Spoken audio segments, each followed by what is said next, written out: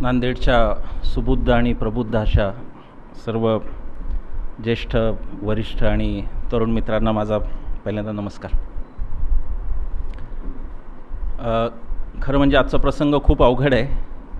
अवघड अशासाठी की ज्ञानेश्वरीत एक ओवी येते, का सूर्याचे घरी की सूर्याचे घरी प्रकाशू काय वाती करी. सूर्याच्या घरात प्रकाशाने वातीने प्रकाश करू नये. आजचा हा कदाचित माझं बोलणं हे त्याच पद्धतीचं आहे, कारण कुरुंदकर गुरुजींच्या सगळ्या अतिशय प्रभावित करणाऱ्या मांडणीचे आपण सर्वजण माझ्याहीपेक्षा आधीपासून साक्षीदार आहात. आणि त्या अर्थाने खरं माझी भावना ही सूर्याच्या घरी प्रकाशाने वातीने प्रकाश करण्यासारखीच आहे, हे मला पहिल्यांदा नमूद केलं पाहिजे. मला खूप आनंद झाला ही संस्था पाहून, आणि मी हे अत्यंत अनौपचारिक म्हणते, औपचारिकता काही नाही, की एवढी मोठी छान संस्था होती आहे, त्याशी एवढे चांगले लोक निगडीत झालेले आहेत आणि उत्तम प्रकारचं काम चाललं आहे. माझे मित्र विश्वास कुरुंदकर यांनी मला एक प्रेझेंटेशनही दाखवलं. संस्थेची पुढची पण दिशा जी काही दिसते ती खूपच आमच्यासारख्यांना खूप हे आश्वासक वाटतं, छान वाटतं, की अशा संस्थाच आता नष्ट होण्याच्या काळात एक संस्था अशा पद्धतीने उभी राहते, ही खूप चांगली गोष्ट आहे. आणि मी म्हणून अध्ययन केंद्राला मनापासून शुभेच्छा देतो. माझा जन्म 1971चा आहे आणि त्यामुळं कुरुंदकर गुरुजींचं प्रत्यक्ष ऐकण्याचा योग मला नक्कीच येण्याची काही शक्यता नव्हती. पण माझी एक अंधुक आठवण अशी सेलूच्या स्टेशनवरचे विनायकराव चाठणकर, ते माझे आजोबा होते, त्यांच्याकडे ते काही कारणाने आले होते आणि त्यांना सोडायला मात्र मी त्यांच्यासोबत गेलो होतो. मला अंधुक आठवतं की गाडीला उशीर होता, तर त्यांच्या गळ्यात एक शबनम अडकवलेली होती आणि त्यांनी त्याच्यातून पोस्ट कार्ड आणून तेवढ्या वेळात एकीकडे बोलून एकीकडे पत्र लिहायला सुरुवात केली. एवढी माझी अंधुक आठवण त्यांच्या बाबतीतची आहे. पण पुढे मी नशिबवान समजतो की साधारण BScच्या दुसऱ्या वर्षात असताना शिवरात्र पहिल्यांदा माझ्या हातात आलं आणि तिथून जो खरं म्हणजे मी काही एकटा मनुष्य नाही आहे. कुरुंदकरांच्यामुळे प्रभावित झालेल्या किमान 4 पिढ्या महाराष्ट्रात आहेत, किमान 4 पिढ्या. आणि त्या सगळ्यांचं म्हणून मी नरहर कुरुंदकर अध्ययन केंद्र न म्हणता ते नरहर कुरुंदकर विद्यापीठच होतं असं मी खरं म्हणजे म्हणू इच्छितो. मला दिलेला विषय हा कदाचित कालबाह्य गोष्टींना दिलेला विषय आहे का काय असं वाटण्याची शक्यता आहे. सामाजिक चळवळी ज्या पद्धतीने चालत आहेत किंवा चालत नाही आहेत, खरं म्हणजे त्यांच्या संदर्भात मी काही बोलणं अपेक्षित आहे. मला इथे एक खुलासा पहिल्यांदा असा केला पाहिजे की माझा दायरा फार मर्यादित आहे. माझं स्वतःची ओळख आणि स्वतःचा परीघ खूप मर्यादित आहे आणि त्यामुळे सामाजिक चळवळीनंतर म्हटल्यानंतर महाराष्ट्रात जे डोळ्यापुढे उभं राहतं, अस्पृश्यता निवारणाच्या चळवळी, स्त्रियांच्या दास्यमुक्तीच्या चळवळी किंवा पुरोगामी चळवळी, अंधश्रद्धा निर्मूलनासारख्या, यांच्याशी माझा परिवार म्हणून एक संबंध राहिला तेवढाच, पण त्यापेक्षा फार काही मी त्या चळवळींमध्ये केलेलं नाही. आणि म्हणून मी ज्या चळवळी केल्या तेवढ्याच पुरता हा विषय ठेवावा असं मी ठरवलं. नाहीतर त्याची व्यापकता वाढते आणि दुसरं म्हणजे मला ज्यात अनुभव नाही त्यात मी बोलावं असं काही मला वाटत नाही. अभ्यासे प्रकट व्हावे नाही तरी झाकूनही असावे, समर्थ रामदासच म्हणले. तेव्हा आपल्याला जेवढं येतं तेवढंच बोलावं असा मी निर्धार करून आहे. मला संयोजक हे घरचेच असल्यामुळे त्यांनी वेळेची मर्यादा ठेवलेली नाही, हे श्रोत्यांना सावध करण्यासाठी सांगणं गरजेचं आहे की वेळेची मर्यादा मला नाही. पण मी तरीही साधारण 1.5-2 तासाची आपली सहनशीलता असेल तर तेवढी मांडणी नक्की करणार आहे. कारण भाषण एकदा सुरू झालं की ते कधी संपेल त्याचा नेम नसतो. दिल्लीत एका मंत्र्यांनी PA ला सांगितलं, यारे बहुत लंबी चौड़ी भाषण लिख के देते हो, मुझे बस 20 मिनट की भाषण चाहिए, 20 ही मिनट मुझे भाषण करना. PAनी भाषण लिहून दिलं, मंत्रीजी गेले, भाषण 1 तासाचं झालं. आल्यावर ते म्हणाले, PAवर रागावले, ते म्हणाले की अरे मैंने कितनी बार बोला सिर्फ 20 मिनट की भाषण चाहिए. तो म्हणाला, सर उसमें मेरी कोई गलती नहीं है, आपकी सुविधा के लिए मैंने आपके एक ही भाषण की 2 झेरॉक्स कॉपियाँ भी दी थी, वो भी आपने पढ़ ली, तो उसमें मैं क्या करूँ. तर इथे फक्त ओरिजिनल कॉपी घेऊन आलो एवढंच सांगण्याचं औचित्य आहे. 47ला आपण स्वतंत्र झालो, 50 साली आपण घटना स्वीकारली. या घटनेतले महत्त्वाचे असे 6 शब्द आहेत सरनाम्यातले. त्यातला पहिला शब्द आहे तो सार्वभौम. भारत हे सार्वभौम राष्ट्र आहे हे बघताना भारताची धोरणं कोणत्या संस्था बाहेरच्या ठरवतात तो जर आपण विचार केला तर आर्थिक सार्वभौमत्व असलेलं हे राष्ट्र नाही, हे मला वाटतं सांगायला कोणाची गरज नाही. दुसरा शब्द आहे तो समाजवादी. मला माहिती आहे की खूप लोकांना हा शब्द आवडतच नाही आणि आजकाल हा शब्द कसा बाहेरून आला, कसा नंतर घुसडला, अशाही प्रकारची युक्तिवाद होतात. ही गोष्ट खरी आहे की हा शब्द नंतर आला, पण त्याचबरोबर हा शब्द कोणत्या गावाच्या चावडीने त्यात टाकला नाही, तो या देशाच्या संसदेने बहुमताने त्यात घटनादुरुस्ती करून तो टाकलेला आहे. आणि म्हणून त्याचं मूल्य काही तो 49 साली नव्हता म्हणून आज कमी आहे असं समजण्याचं काही कारण नाही असं मला वाटतं. आणि या शब्दाचा खूपच तिटकारा असेल तर नव्या लोकांनी घटनादुरुस्ती करायलाही माझी काही हरकत नाही, तशी करून त्यांनी तो शब्द काढून टाकायलाही माझी हरकत नाही. पण एक व्यंग आहे ते फक्त त्याच्याविषयी बोललं पाहिजे. ते व्यंग असं आहे की भारत हा घटनेनुसार समाजवादी देश आहे, पण तो अर्थव्यवस्थेत मात्र भांडवलशाही देश आहे. पुण्यात एका उद्योगपतींबरोबर माझा मोठा वाद झाला आणि मी त्यांना असं म्हणालो, घटना परिवर्तनीय आहे. बाबासाहेबांनी स्वतःच सांगितलं घटना परिवर्तनीय नाही असा अट्टहास कोणी करत असेल तर तो चुकीचा आहे. घटना ही परिवर्तनीय आहे आणि ती समाजाच्या त्यानुसारच्या गरजांनुसार ती बदलत जाईल. मी असं म्हणालो की माझी मागणी एवढीच आहे की जर हा देश भांडवलशाही स्वीकारलीच 91ला, तर आता त्यात बदल करून समाजवादी हटून भांडवलवादी असं म्हणायला काय हरकत आहे. पण जर घटनेप्रमाणे आपण समाजवादी आणि व्यवहारात मात्र भांडवलवादी, तर ही विसंगती आणि ती विसंगती असता कामा नये असं मला नक्की वाटतं. तिसरा शब्द आहे तो इहवादी. मी मुद्दाम धर्मनिरपेक्ष असं म्हणलेलो नाही, त्या शब्दावरती वाद आहेत, पण इहवाद याच्यावरती तर वाद नाही. सेक्युलर स्टेट आणि त्याची मीमांसा आपल्या सगळ्यांना माहिती आहे. मी ती नांदेडमध्ये येऊन सांगण्याचं तर काहीच औचित्य नाही. ही पण एक मांडणी आहे आणि ती मान्य होण्यासारखी आहे की समाज कधीच सेक्युलर होत नसतो, पण राज्यसंस्था सेक्युलर असावी लागते. ही पण मांडणी आहे, ती बरोबर आहे एका अर्थाने. समाजामध्ये धर्म राहतील कारण जन्मतःच धर्म येतात, जन्मतःच जाती येतात. पण जेव्हा सरकारचा विषय येतो तेव्हा सरकार मात्र सेक्युलर स्टेट असायला लागतं. आणि सत्यनारायणाच्या पूजा ऑफिसमधल्या हजला दिली जाणारी अनुदानं, शासकीय पूजा महापूजा या सेक्युलरिझमच्या चौकटीत बसतात का त्याचा विचार करायची वेळ आलेली आहे. चौथा शब्द आहे तो लोकशाही. हा सगळ्यात प्रश्नचिन्हांकित असा विषय आहे घटनेतल्या सरनाम्याचा. लोकशाही आहे असं जर खरंच दावा असेल तर फार लांब जायची गरज नाही. मला नेहमी प्रश्न पडतो, मंत्रालयाच्या दारात रांगा काय आहेत? आमचे नोकर जे आमचा पगार घेतात त्यांच्या दारावर पाट्या आहेत की भेटीची वेळ अमुक ते तमुक आणि जनतेची वेळ 2 ते 2च्या नंतर मंत्रालयात. असा कोणता देश जगात आहे जिथे मालक नोकराची अपॉइंटमेंट घेऊन त्याला भेटायला जातो? आणि लोकशाहीचं जर सगळ्यात त्रासदायक वेदनादायक चित्र पाहायचं तर मंत्रालयाच्या बाहेरच्या रांगा ते दाखवतात. पाचवा शब्द आहे तो प्रजासत्ताक. या सभागृहातला 1% लोक जरी म्हणले की खरोखर प्रजेची सत्ता आहे तर हा विषय पुढे बोलायचं कारण नाही, परंतु प्रजेची सत्ता खरोखर कुठे दिसते हा खरा प्रश्न आहे. मी ह्या सगळ्याचं अशासाठी घेतलं सुरुवातीला की खरं पाहता 47ला स्वातंत्र्य मिळाल्यानंतर, देशात एक राज्यघटना प्रतिष्ठित झाल्यानंतर खरं पाहता चळवळींचं कामच राहायला शिल्लक नव्हतं. कारण लोक येतात निवडून, ते लोकप्रतिनिधी लोकांचे प्रतिनिधी म्हणून येतात आणि म्हणून त्या आपल्याच प्रतिनिधींशी भांडणं हे चळवळींना क्लेशदायक आहे हे मला सांगायचं आहे. त्याची हौस नाही कोणाला. राजकीय व्यवस्थेशी आपल्याच भांडण करायला लागणं ही वेदनादायक गोष्ट आहे आणि त्याचा अनुभव आपण अण्णांच्या आंदोलनात पण घेतला. पण भारताचा एक राजकारणाचा भाग राहिलेला आहे, तोही आपण समजून घेतला पाहिजे असं मला वाटतं.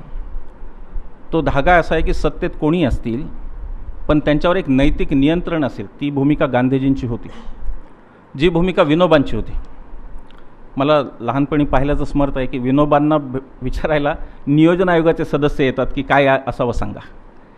आता नियोजन आयोग राहिला नाही, पण जो नीती आयोग आहे तो कोणाला विचारून धोरणं ठरतो ते मला माहीत नाही, पण विनोबांच्या विचारांना नक्कीच विचारत नसणार असं मला एकूण त्याचा अंदाज येतो. ती नैतिक शक्ती ही आंदोलनाची खरी शक्ती आहे.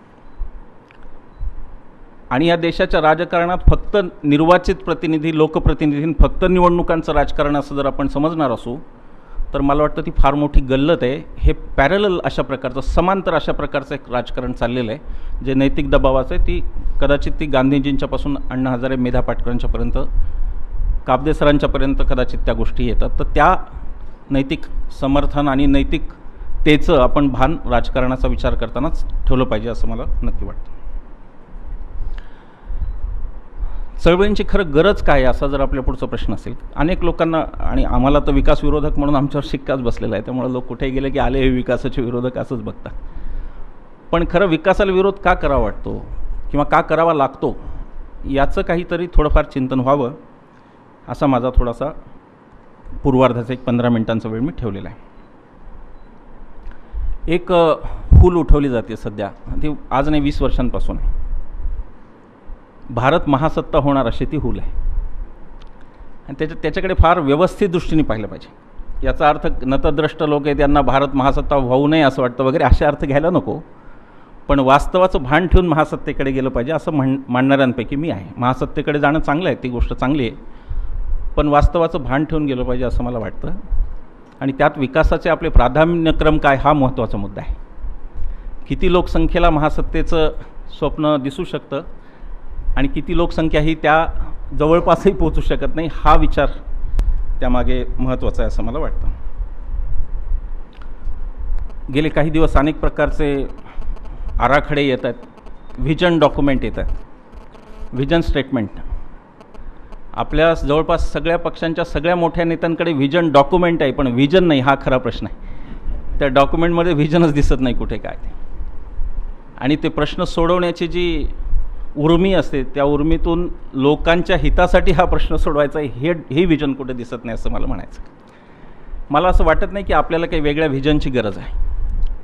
50 साली जी घटना आपण सगळ्यांनी स्वीकृत केली तिची अंमलबजावणीच आपण करू शकलो नाही तर पुढच्या व्हिजनला काही अर्थ राहत नाही. म्हणजे 4थीलाच आपण पास होऊ शकत नाही, पुढे 7वीची परीक्षा देण्यात अर्थ नाही. आणि म्हणून माझा हा हट्ट आहे, माझा हा आग्रह आहे की राज्यघटनेची पूर्तता किमान तिथपर्यंत जाऊन नंतर स्वप्न बघायला हरकत नाही. आपण हे पण घरी पण आपण टप्प्याटप्प्याने करतो, एकाच दिवशी फ्रीज TV सगळं घेत नाही, आपण टप्प्याटप्प्याने घेतो. हे तसंच आहे असं मला वाटतं. नियोजन करताना, विकासाचं नियोजन करताना, देशाचं नियोजन करताना केंद्रस्थानी कोण आहे हा खरा मुद्दा आहे माझ्या दृष्टीने.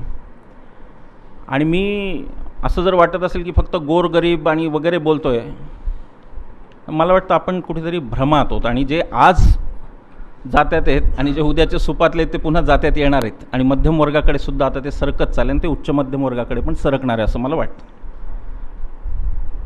तेव्हा त्यापासून एक खरं म्हणजे आपल्याला सांभाळून राहण्याची गरज आहे आणि म्हणून हा विषय मी मांडतो आहे. आर्थिक महासत्ता होणार असं देश म्हणतो तर मग ह्या देशावरचं कर्ज किती तेही आपण पाहिलं पाहिजे. आणि आर्थिक विषमतेचं तर बोलायलाच नको. मुंबईमध्ये अंबानीचा 27,000 कोटीचा महालपण आहे, तिथे 1/3 मुंबई ही झोपडपट्टीत नरकाचं जीवन जगते, हे आपण विसरून कसं चालणार. आणि म्हणून आर्थिक महासत्ता होताना कोण म्हणजे आर्थिक महासत्ता, नेमके कोणते उद्योगपती म्हणजे आर्थिक महासत्ता, त्याची पण व्याख्या झाली पाहिजे असं मला वाटतं. आणि ती व्याख्या जर लोकशाहीच्या कक्षेत बसणार नसेल तर त्या व्याख्येवरती सुद्धा विचार व्हायला पाहिजे असं मला वाटतं. अशा जर भ्रमात आपण असू की जगभर जाऊन भांडवल मागितल्यामुळे आपण अर्थसत्ता होऊ शकतो तर आपण त्याचा पुनर्विचार केला पाहिजे. कारण भिकाऱ्यांना सम्राट होण्याची खरं म्हणजे ती अशी कधी इतिहासात झालेली नाही गोष्ट. आणि म्हणून भांडवलावरती सुद्धा विचार केला पाहिजे, भांडवल आणताना सुद्धा विचार केला पाहिजे. आणि मुळात भांडवलाची कमी आहे का आणि परदेशातून ते आणण्याची गरज आहे का इथपासून विचार झाले पाहिजे. याचा अर्थ मी काहीतरी ठोकळ मांडणी करतो असा अजिबात नाही, पण जे काही पर्याय आत्ता आपल्यासमोर उपलब्ध आहेत ते पर्याय आपण योग्य हाताळतो का हा त्यामागचा मुद्दा आहे. दुसरं सांगितलं जातं की शिक्षणातली महासत्ता भारत होऊ शकतो. तर हे कशाच्या भरोशावर बोललं जातं मला माहीत नाही. जगातल्या 200 विद्यापीठांमध्ये भारतातलं एकही विद्यापीठ नाही. आम्हाला त्याची खंतही वाटत नाही. आमचा असा प्रामाणिक समज झालेला आहे की विद्यापीठांचं आमचं कर्तव्य हे राष्ट्रपुरुषांची नावं देण्यापुरतंच निगडीत आहे, त्याच्यानंतर ते निगडीत नाही. आणि त्याच्यानंतर विद्यापीठांमधून शिक्षण न होता फक्त राजकारण झालं तरी चालेल, आणि तरीही आपण जागतिक महासत्ता होऊ हे म्हणणं खरं म्हणजे आत्मवंचनाचं ही एक प्रकारे असं मला वाटतं. आमच्याकडे त्यासाठी कुठलंही धोरण नाही. राष्ट्रवादाने प्रेरित होऊन ज्या संस्था उभ्या राहिल्या त्यांनाही आम्ही बाजारू संस्थांशीच तोलतो आणि त्यांनी पुढे यावं, त्यांनी काही चांगलं करावं अशा कुठल्याही प्रकारचा इन्सेंटिव्ह त्यात नाही. उलट कानामागून आलेन तिखट झाले अशा पद्धतीच्या संस्था वाढत आहेत. त्या संस्था कोणाच्या वगैरे या चर्चेत मी जात नाही. ती चर्चा वेगळ्या, त्याच्यासाठी TV चॅनल आहे, तिथे ती चर्चा होऊ शकते. आणि त्या चॅनलची पण, माध्यमांची पण गंमतच एक. मी सगळ्या राजकीय पक्षाच्या नेत्यांना म्हणत असतो की आपण जेव्हा ऑन एअर असतो, डायरेक्ट बोलायचं असतं, त्यावेळेला बरं बरं बोलायचं, पण ब्रेकमध्ये खरं खरं बोलायचं. सांगा खरं. आणि ब्रेकमध्ये सगळे खरं सांगतात की खरं म्हणजे आमचा पक्ष किती चुकतो, त्यातल्या त्याच मीच कसा नैतिक आहे आणि मी कसं सांगतो पण माझं कसं ऐकलं वगैरे वगैरे. त्यांच्याही विचारांच्या हातात नाही. कारण पक्ष ही कल्पना इतकी पुढे गेली की ती प्रायव्हेट लिमिटेड कंपनीच्या वर ऑपरेटच होऊ शकत नाही. ती परिवाराच्या वर जाऊच शकत नाही. कधी तो रक्ताचा परिवार असतो तर कधी संघ परिवार असतो, एवढाच त्यात बदल होतो.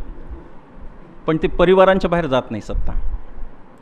पक्ष जे निर्माण झाले व्यवस्थेमध्ये, लोकशाहीत पक्ष आवश्यक आहेत, पण पक्षांची रचना इतकी विचित्र झालेली आहे की 2 माणसं पक्षातले निर्णय घेतात. आणि मला कोणालाही रोख नाही आहे, माझं सगळ्या पक्षांमध्ये आहे. काही काही पक्षांमध्ये तर एकच माणूस निर्णय घेतो आणि तो शेवटचा असतो. तेव्हा एकूण लोकशाही कल्पनेशीच विसंगत अशी एक पक्षपद्धती, पण तो विषय नंतर कधीतरी आपण बोलू. तिसरं सांगितलं जातं की विज्ञानात भारत महासत्ता होणं. हे सुद्धा फारच आश्चर्यकारक आहे. विज्ञान सांगितलं म्हणून एका माणसाचा पुण्यासारख्या शहरात खून होतो आणि भारत विज्ञानवादी होणार, ही फार विसंगतीपूर्ण मांडणी असं मला वाटतं. मुळात ती विज्ञाननिष्ठा समाजामध्ये होती का, हा पहिला प्रश्न आहे. मी असं खात्रीने म्हणतो की राजाराम मोहन रॉय नावाचा माणूस जन्माला आला नसता आणि जर इंग्रजांचं प्रगत सरकार नसतं तर कदाचित आजही स्त्रियांना सती म्हणून आपण जाळलं असतं आणि वर त्याचं धार्मिक उदात्तीकरण केलं असतं की धर्मात हेच लिहिलं आहे म्हणून. ज्या गोष्टी सांगितल्या जातात त्या चीड आणणाऱ्या आहेत. सायन्स काँग्रेसच्या अधिवेशनात सांगितलं जातं की आमच्याकडे 14 मजली विमान होतं आणि त्याला एक रिव्हर्स गिअर होता. मला कळलं नाही की विमानाच्या पार्किंगचा तर काही प्रश्न नाही, पुणे मुंबईत असतो तसा. जर हवेत पार्किंग असेल तर पार्किंगसाठी रिव्हर्स गिअरची गरज नाही, एक गिरकी घेऊन पण विमान ते करू शकतं. आपल्याकडे 2 प्रकारच्या विचारसरणी या जन्माला आलेल्या आहेत आणि त्याच्यामधून आपल्याला वाट काढायची. एक विचारसरणी असं म्हणणारी आहे की या देशात काहीच नाही घडलं, जे काय आहे ते बाहेरचंच आहे, इथे एकही गोष्ट चांगली घडली नाही, याच्यावरती त्यांची श्रद्धा आहे, विश्वास आहे. दुसरी विचारधारा अशी आहे की तिला काहीच मान्य नाही, ते सगळं इथंच होतं असं म्हणायचं त्यांची पद्धत. म्हणजे आईन्स्टाईनचं खरं नाव अनंतराव कुलकर्णी होतं आणि ते भारताचेच होतं एवढंच म्हणायचं राहिलं आहे. बाकी सगळं म्हणून झालं आहे. आमचे किती महान आहेत, सगळं आम्हालाच कसं कळलं. पण त्या प्रगत समाजात विमानही तयार होत होतं, स्त्रियांना सती पण जावं लागत होतं. जो प्रगत समाज विमान रिव्हर्स गिअरवाला तयार करत होता त्या विमानात त्या समाजात फार मोठ्या वर्गाला अस्पृश्य म्हणून जनावरासारखं वागवलं जात होतं. मनुस्मृतीसारखा ग्रंथ शिरोधार्य मानत होता समाज. या विसंगतीकडे बघितलं पाहिजे आणि त्याचं खरं कारण हे आहे की आपल्याकडे ती वैज्ञानिक दृष्टी कधी नव्हती, हे आपण कबूलच केलं पाहिजे. अशा प्रसंगी अजून एक प्रथा आहे, ती म्हणजे आमच्याकडे आर्यभट्ट होता, आमच्याकडे कोण अमुक सुश्रुत होता.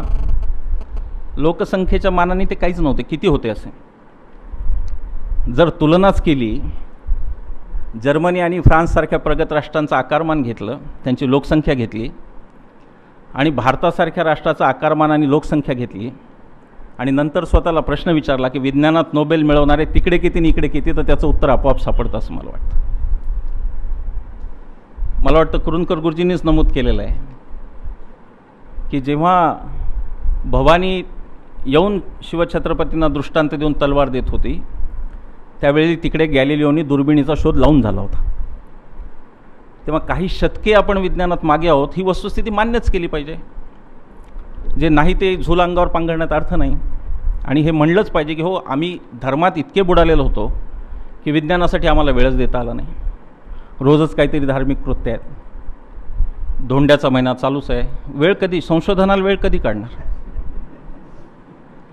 व्हॉट्सॲप आणि फेसबुक अत्यंत प्रगत अशी मी मानतो की ती शस्त्र आहेत आजच्या जगातली. त्याचा उपयोग आमच्याकडे बाकी गोष्टींना होत नाही. धोंड्याचे फोटो पाठवायला होतो, धोंडवाण देताना. आमची माध्यमं काय दाखवत आहेत? तर कशी पीक परिस्थिती गंभीर आहे हे नाही दाखवत आहेत. ते दाखवत आहेत की एका गावात धोंड्याचा सामूहिक कार्यक्रम कसा झाला.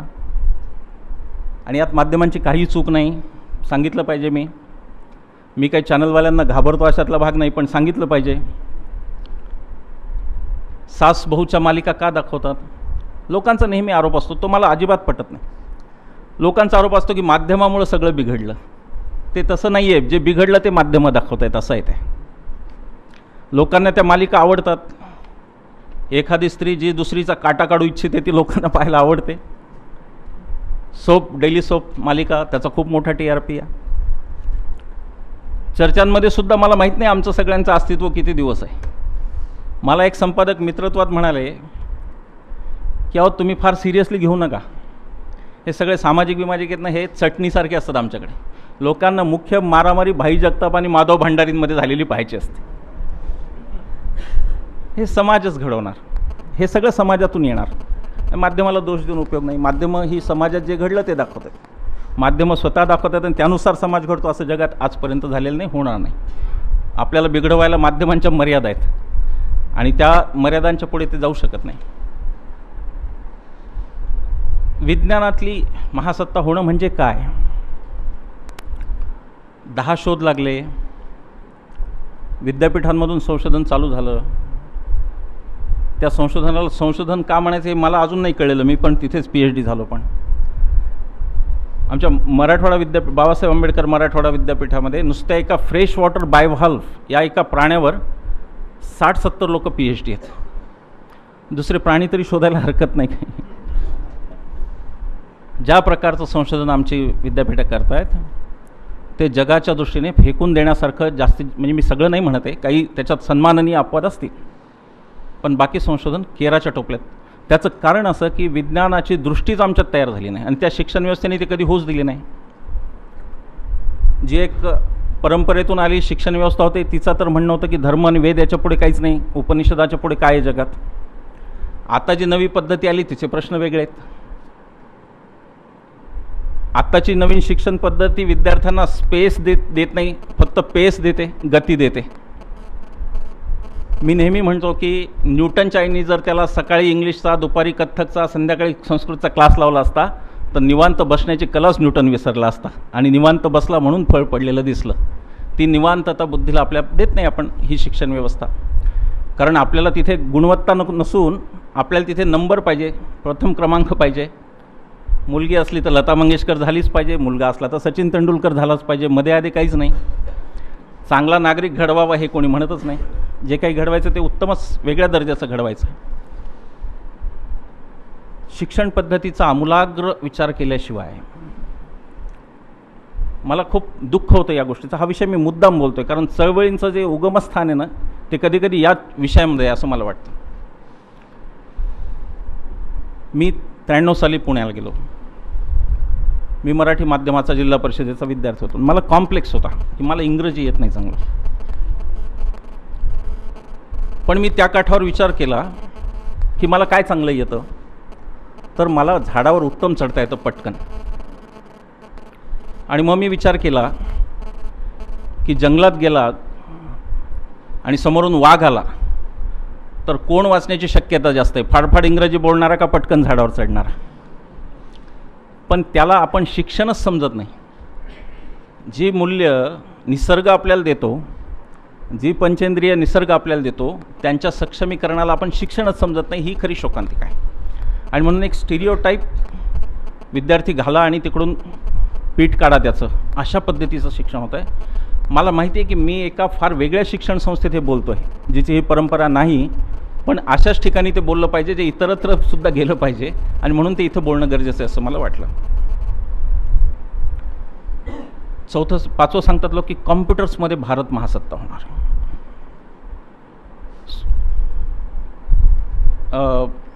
मला नाव आठवत नाही, ॲपलचा निर्माता स्टीव्ह जॉब्स भारतात आले होते आणि त्यांना पत्रकारांनी प्रश्न विचारला,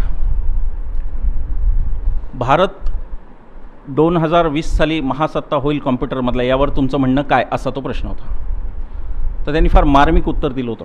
ते म्हणाले की निश्चित 2020 साली निश्चित भारत महासत्ता होईल किंवा त्याच्या आधीही होईल, पण केव्हा, जेव्हा कम्प्युटर्स मेणबत्तीवर चालतील तेव्हा तो महासत्ता होईल. स्टीव्ह जॉब्स एक निर्देश करत होते की वीज आणि पाण्यासारख्याही गोष्टी नाही आणि महासत्ता कॉम्प्युटर्समध्ये होऊन उपयोग नाही.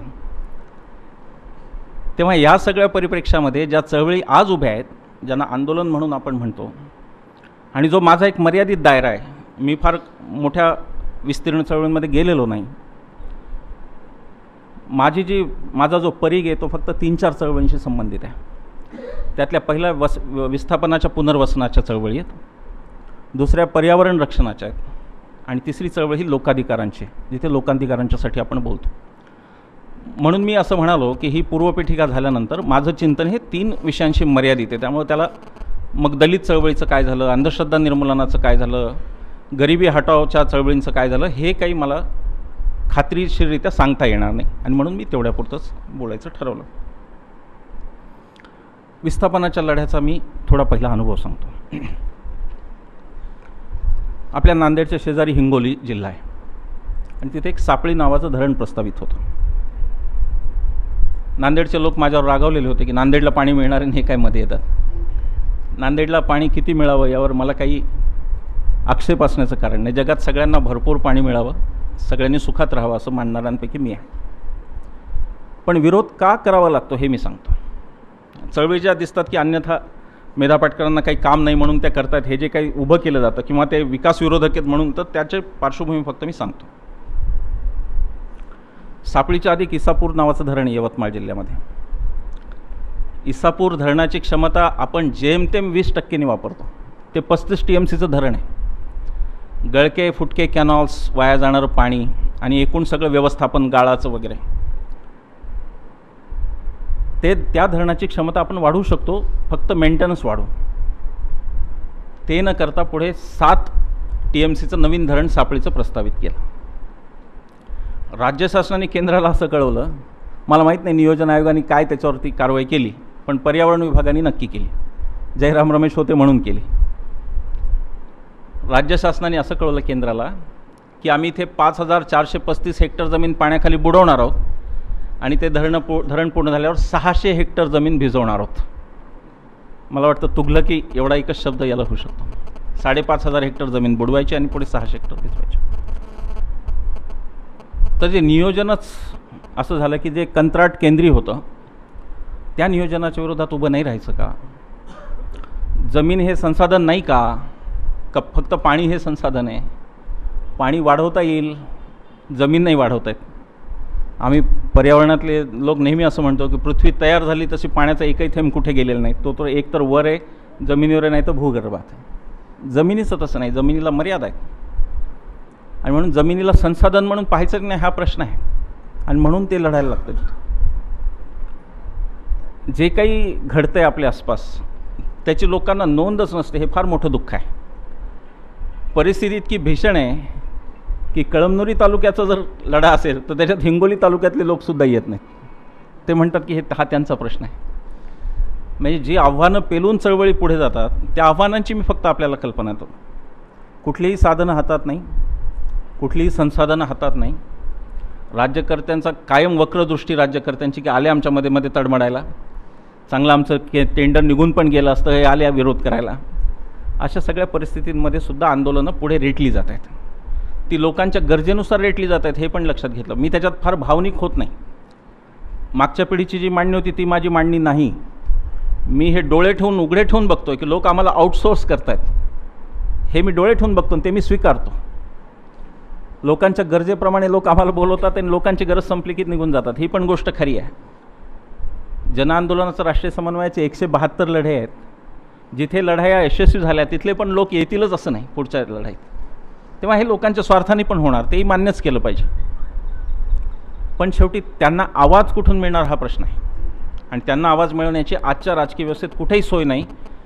ती जनआंदोलनं चालू राहण्याची एक मजबुरी आहे असं मला वाटतं. खरं म्हणजे कुठल्याही सामाजिक क्षेत्रात काम करणाऱ्या माणसाला आंदोलनच व्हायला लावू नये ही स्थिती आदर्श स्थिती आहे, पण ती येत नाही ही वस्तुस्थिती आहे. आणि ती स्थिती येत नाही तोपर्यंत आंदोलनांना त्यांच्या संसाधनांसह पुढे जावं लागेल असं मला वाटतं. दुसरा लढा पर्यावरणाचा, तो मी लवासाचा निर्देश करेन. 25,000 एकरवरती हा प्रकल्प आपल्याला माहिती आहे. आणि त्याची सुरुवात अशी झाली की हेलिकॉप्टरमधून एक फारच मोठे राजकीय नेते जात असताना त्यांना जमिनी अशी टप्प्यात दिसली ती. आणि शिवछत्रपतीच्या आविर्भावात म्हणाले असतील की तख्ताशी जागा हाच गड करावा, तसं ते म्हणाले हिल स्टेशन इथंच होणार. आता 20 गावांचं भवितव्य, त्यातले 2 गावं आता गेलीत, पूर्ण नष्ट झालेली आहेत. लोक नेहमी म्हणतात आम्हाला की ते काय लवासातच झालं ना, उभं राहिलं नाही झालं. अजून 18 गावं शिल्लक की ती वाचवता येण्यासारखी आहेत. पुन्हा तिथला कुठलाही लढा भावनिक नाही.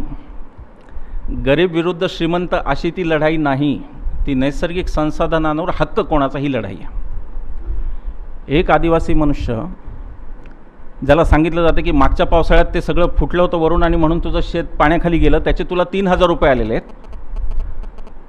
त्याचे अंगठे घेतले जातात सगळ्या कागदांवर आणि नंतर लक्षात येतं की ते खरेदी खत होतं. 3,000 रुपयात ती सगळी 4 एकर जमीन गेली. बड्याभाऊ वालेकर असं त्यांचं नाव. असं लक्षात येतं की काही ट्रान्झॅक्शन्स असे आहेत की घेणाराचा पण पॉवर ऑफ अटर्नी मी आणि देणाराचा पण पॉवर ऑफ अटर्नी मीच, आणि आज तो मनुष्य गायबच. आता नाही लढायचं का याबद्दल? 0.03 TMC पाणी हे पुण्याच्या 1 महिन्याचं पाणी. 1.3 TMC 1.3 TMC पाणी जे पुण्याच्या हक्काचं पाणी, ते कंपनीला फक्त एका दिवसात त्याची सँक्शन मिळाली. कोणीतरी सत्तेत बसतं, प्रकल्पाच्या जागीच मीटिंग घेतं, त्याला स्पेशल प्लॅनिंग ऑथॉरिटीचा दर्जा देतं. ही गोष्ट मेधा पाटकरांचा लढा आणि लवासाचा लढा एवढी नाही आहे, ही त्याच्या पुढे जाणारी गोष्ट आहे. स्पेशल प्लॅनिंग ऑथॉरिटी म्हणजे तुमचे प्लान तुम्हीच करा आणि तुम्हीच सँक्शन करा. There is no government. 20 गावांमधल्या ग्रामपंचायतीचं भवितव्य माहीत नाही, तिथे मतदान होणार आहे का नाही, कारण लवासा कॉर्पोरेशन तिथे रूल करणार. सरकारी रस्त्यावर यांच्या चौक्या असणार आणि हे शहर प्रायव्हेट आहे. तिथे लोकशाही व्यवस्था आहे का नाही माहीत नाही, कोणी आजपर्यंत सांगू शकलेलं नाही. न मागचे मुख्यमंत्री सांगतात ना पुढचे सांगतात. दुर्दैवाने आता तर मुख्यमंत्र्यांनी नव्या बोलण्याचं सोडून दिलं त्याच्यावर. मला आठवते देवेंद्र फडणवीसांनी अत्यंत तेजस्वी भाषण केलं होतं महाराष्ट्राच्या विधानसभेत की लवासा सरकार लवासाच्या दारी, या नावाने ते महाराष्ट्रभर प्रसिद्ध झालं. आज मला माहिती नाही की ते मार्गदर्शकच कोण आहेत आणि काय सगळ्या त्या भानगडीमुळं, पण सरकारच्या तोंडाला कुलूप लागलं आणि राज्य सरकार त्यावर काही बोलायला तयार नाही. प्रश्न लवासाचा नाही, प्रश्न त्याच्या पुढचा आहे. तुम्हीच तुमची प्लॅनिंग ऑथॉरिटी म्हणल्यानंतर उद्या दाऊद इब्राहिमसुद्धा इथे जमीन घेऊन 20,000 एकरवर हे शहर माझं आहे, याच्यात तुम्ही यायचं नाही असं म्हणू शकतो. आणि तो सार्वभौमत्वाला धोका आहे देशाचा, हे लक्षात घेतलं पाहिजे. फक्त मी काही फार लवासावर बोलणार नाही, तो व्याख्यानाचा सलग 1-2 व्याख्यानांचा विषय म्हणून मी थोडंसं करून पुढे जाणार की लवासा ही एकमेव खाजगी कंपनी आहे जिला 47 नंतर ती पहिली खाजगी कंपनी आहे जिला सरकारने अशा अधिकार त्या कंपनीलाच देऊन टाकले. तर असं असेल तर मग लढावं लागेल. त्या लढ्या फक्त लवासाशी मर्यादित नसतात, त्या पश्चिम घाटाशी संबंधित असतात की जगातल्या उत्तम अशा 21 हॉटस्पॉट बायोडायव्हर्सिटी हॉटस्पॉटपैकी त्याला किती चाळणी करायची त्याची आणि किती त्याचं शोषण करायचं, हा खरा लढा आहे. लढा नैसर्गिक संसाधनांचा आहे, लढा गरिबांचा नाहीच आहे.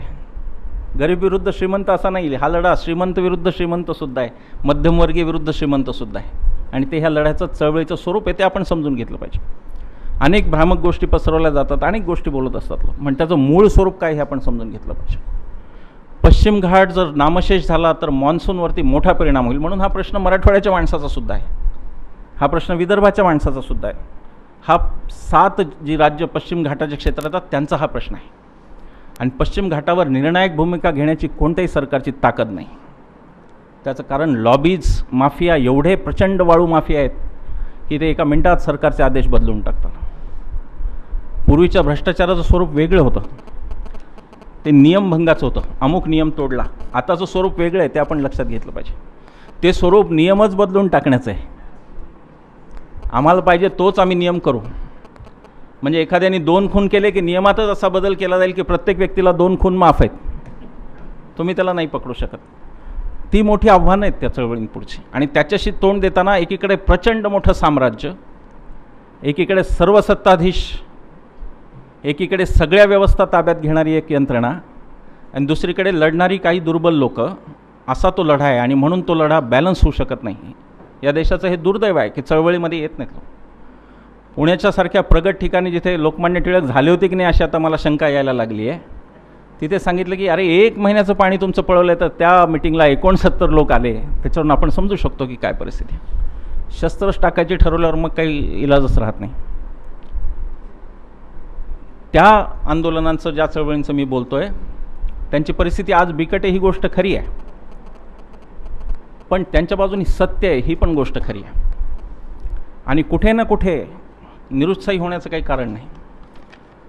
लोक म्हणतात बघा 2005 नंतर केवढे घोटाळे झाले. 2005ला माहिती अधिकार आला म्हणून ते घोटाळे बाहेर यायला लागले. घोटाळे नेहरूंच्या मंत्रिमंडळापासून आहेत. कृष्ण मेनन माहिती आहे, सगळे इथं ज्येष्ठ लोक बसलेले आहेत. घोटाळे पहिल्यापासून आहेत.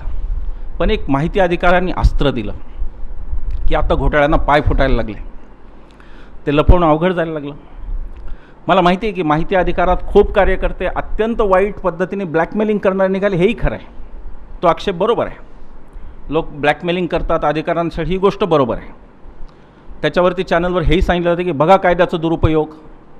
मग माझा प्रश्न असा की भारतात कोणता असा कायदा आहे ज्याचा दुरुपयोग झाला नाही? तो एक कायदा आम्हाला दाखवा. सगळ्या कायद्यांचं सरकारनेच विकृतीकरण केलं, दुरुपयोग केले, विरोधी पक्षांनी केले. आणि जनतेची वेळ आल्यानंतर मात्र एक उपयोग कायदा त्याला दुरुपयोगी करा. त्यासाठी तुम्ही दंड ठेवू शकता, मृत्यूदंड ठेवू शकता, पण तुम्ही कायदा नाही हटवू शकत. RTI कायदा हलवायची जर मोहीम चालू असेल, मला वाटतं त्यांनी लवकरात लवकर समजून घेतलं पाहिजे की हा कायदा हटवणं शक्य नाही. कारण तो इतका भिनला आहे, आता चांगल्या पद्धतीने भिनला आहे लोकांमध्ये. वाईट प्रवृत्ती सगळीकडे आहेत, त्या सगळ्या प्रत्येक गोष्टीत करतात. आणि दुसरं शस्त्र हाती येणार होतं पण ते येऊ द्यायची तयारी नाही. मी त्याच्यावरती बोलणार आहे थोडंसं लोकपालवरती नंतरच्या भागात. सरकारला असं वाटतं प्रामाणिकपणे, विरोधी पक्षाला सुद्धा असं वाटतं की लोकपाल आला तर संसद अर्धी रिकामी होईल, अर्ध्यांना जेलमध्ये जावं लागेल, पुन्हा निवडणुका घ्याव्या लागतील. पण म्हणून मी म्हणतो की स्थिती ही काही फार आपण निरुत्साही व्हावी अशी नाही. खूप काही चांगलं घडतं आहे, खूप काही समोर येत आहे. एक चांगली तरुण पिढी आपल्या समोर येते आहे, जी खूप काही सांगू इच्छिते आहे, जिचं माध्यम फक्त बदललं आहे. ती कदाचित आपल्यासारखी भाषण करणारी पिढी नसेल, ती फेसबुकवरून व्यक्त होती आहे, ती ट्विटरवरून व्यक्त होती आहे. म्हणजे ते खूप आश्वासक आहे असं मला वाटतं. कदाचित चळवळींची जी आत्ताची गती आहे ती प्रचंड वाढण्याचं सामर्थ्य त्या माध्यमांमध्ये आहे. आणि त्याचा उपयोग अण्णा आंदोलनात आपण पाहायला केलेला. अण्णांच्या आंदोलनामध्ये सिंहाचा वाटा हा सोशल मीडियाचा होता हे मी सांगतो. फेसबुक आणि ट्विटरने जे युद्ध लावून धरलं देशात, त्याला तोड नाही. आणि म्हणून मला माझ्या आशा पुन्हा माझ्यासारख्यांच्या पल्लवीत होतात. कदाचित तोपर्यंत आम्हाला मरगळ आलेली होती की काय आता होणार नाही. आम्ही असं समजूनच चुकलो होतो की आता तरुण हा फक्त मॅकडोनाल्ड्समध्ये जातो. पण तो रस्त्यावर आला आणि तो आमच्यापेक्षा स्मार्ट पद्धतीने आला. त्याचं कौतुक केलं पाहिजे पुढच्या पिढीचं. आपल्याला नेहमी विनाकारण असं वाटत असतं की चांगली असलेली आता ही आमची शेवटची पिढी, पुढच्या पिढ्या सगळ्यात चांगल्या नाही. तो भ्रम मनातून काढला पाहिजे. पुढे अजून चांगल्या पिढ्या येतात आणि ते येणार आहेत. इतकी ती मुलं डोकं लावायची. पोलीस जवळ आला तर घोषणा त्यांनी सुरू करायच्या, ये अंदर की बात है, पुलिस हमारे साथ है. आम्हाला कधी या घोषणा आठवल्याच नाही, असं म्हणजे करताही आल्या नाही. मला वाटतं खूप आश्वासक आहे ते. तिसऱ्या प्रकाराकडे जाण्यापूर्वी एक फक्त छोटीशी गोष्ट सांगून मी पुढे जातो. विकास विरोधक असं म्हणताना आपल्या देशातल्या विकासाच्या मोजपट्ट्या काय? मी फक्त आर्थिक निर्देश करत नाही. आर्थिक विषमता हा आपल्या विकासाचा अंगीभूत गुणधर्म झाला आता. पण बाहेर काय घडतं हे पाहिलं पाहिजे की जे देश विकसनशील होते आणि जे आता विकसितकडे वाटचाल करतायत. मलेशियासारखा देश 65 साली स्वतंत्र होतो, आज तो एका वेगळ्या ठिकाणी पोहोचतो. आपल्यानंतर स्वतंत्र झालेला देश आहे. सिंगापूरचं मी फार कौतुक करत नाही, सगळ्यांना आपल्याला माहिती आहे.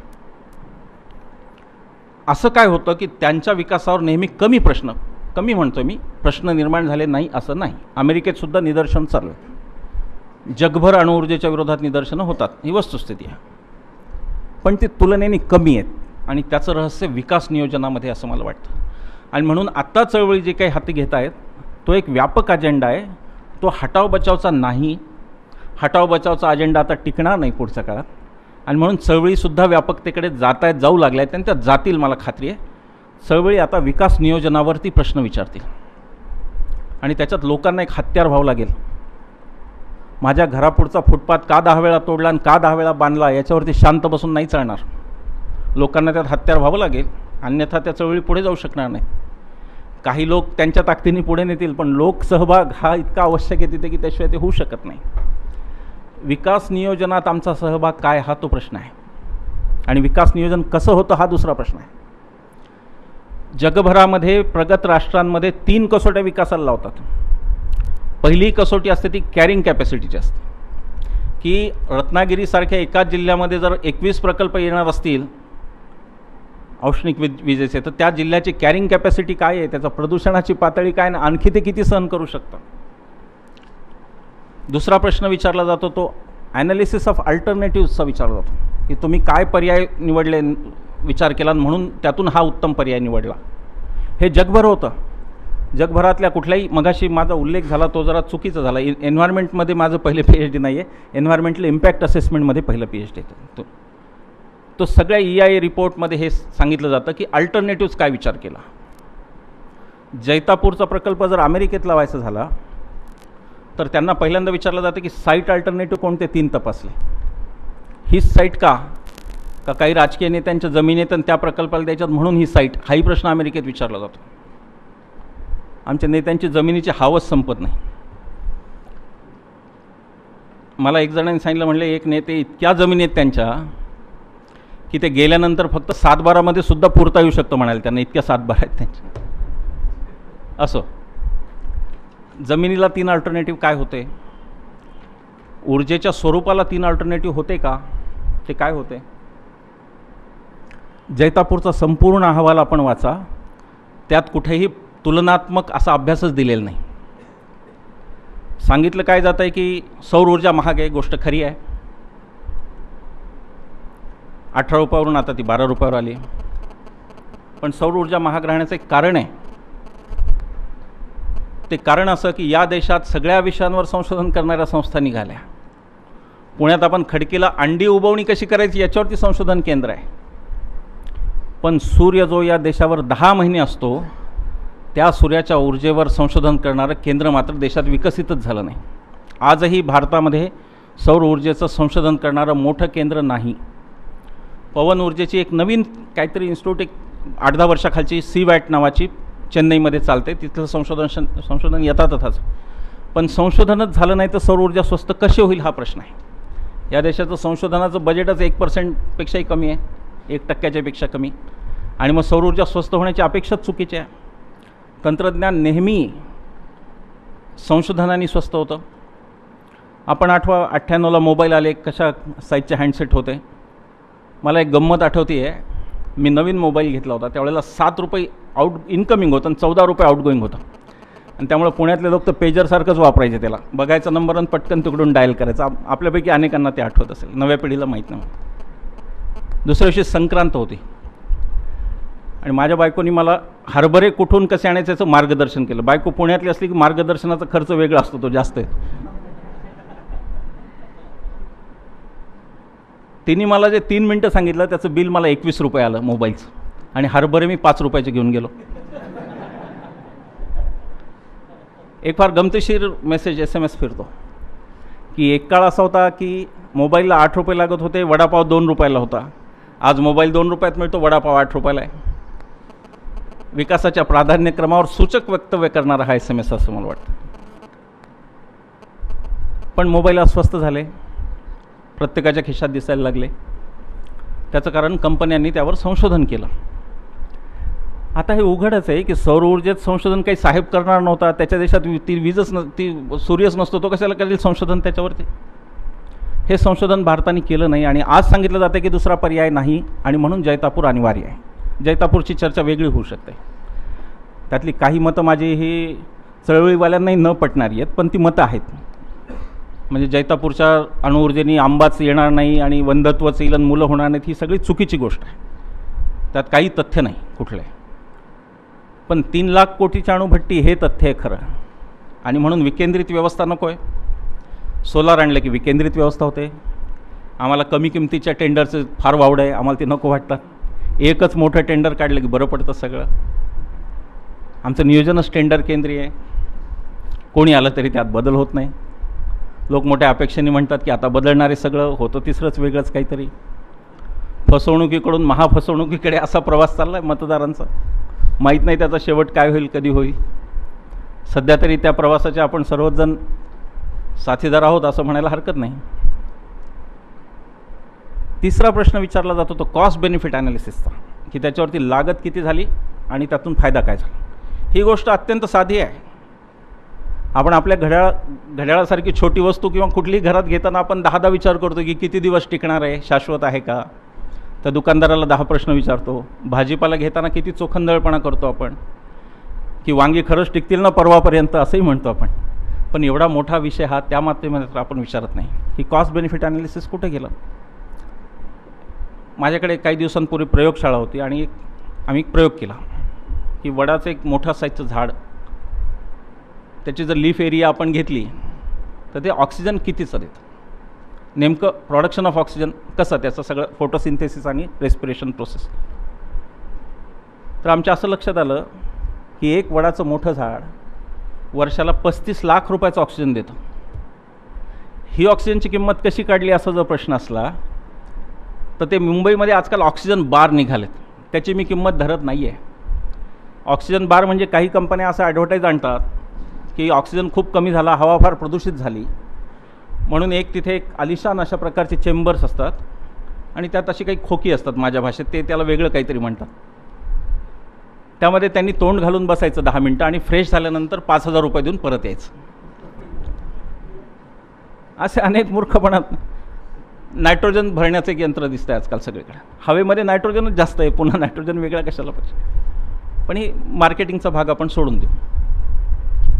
मी जो ऑक्सिजनचा दर धरला हा सामान्य रुग्णालयामध्ये, सरकारी रुग्णालयामध्ये पेशंटला काय भावाने ऑक्सिजन मिळतो तो दर धरला. याच्यापेक्षा तर बेस्ट प्राईस आणखी कोणती खालची असू शकत नाही असं मला वाटतं. एका प्रोजेक्ट रिपोर्टमध्ये ठाण्यातला एक बिल्डर जो सत्ताधारी पक्षाचा आमदार आहे 5,000 झाडं कापणार असं म्हणतो.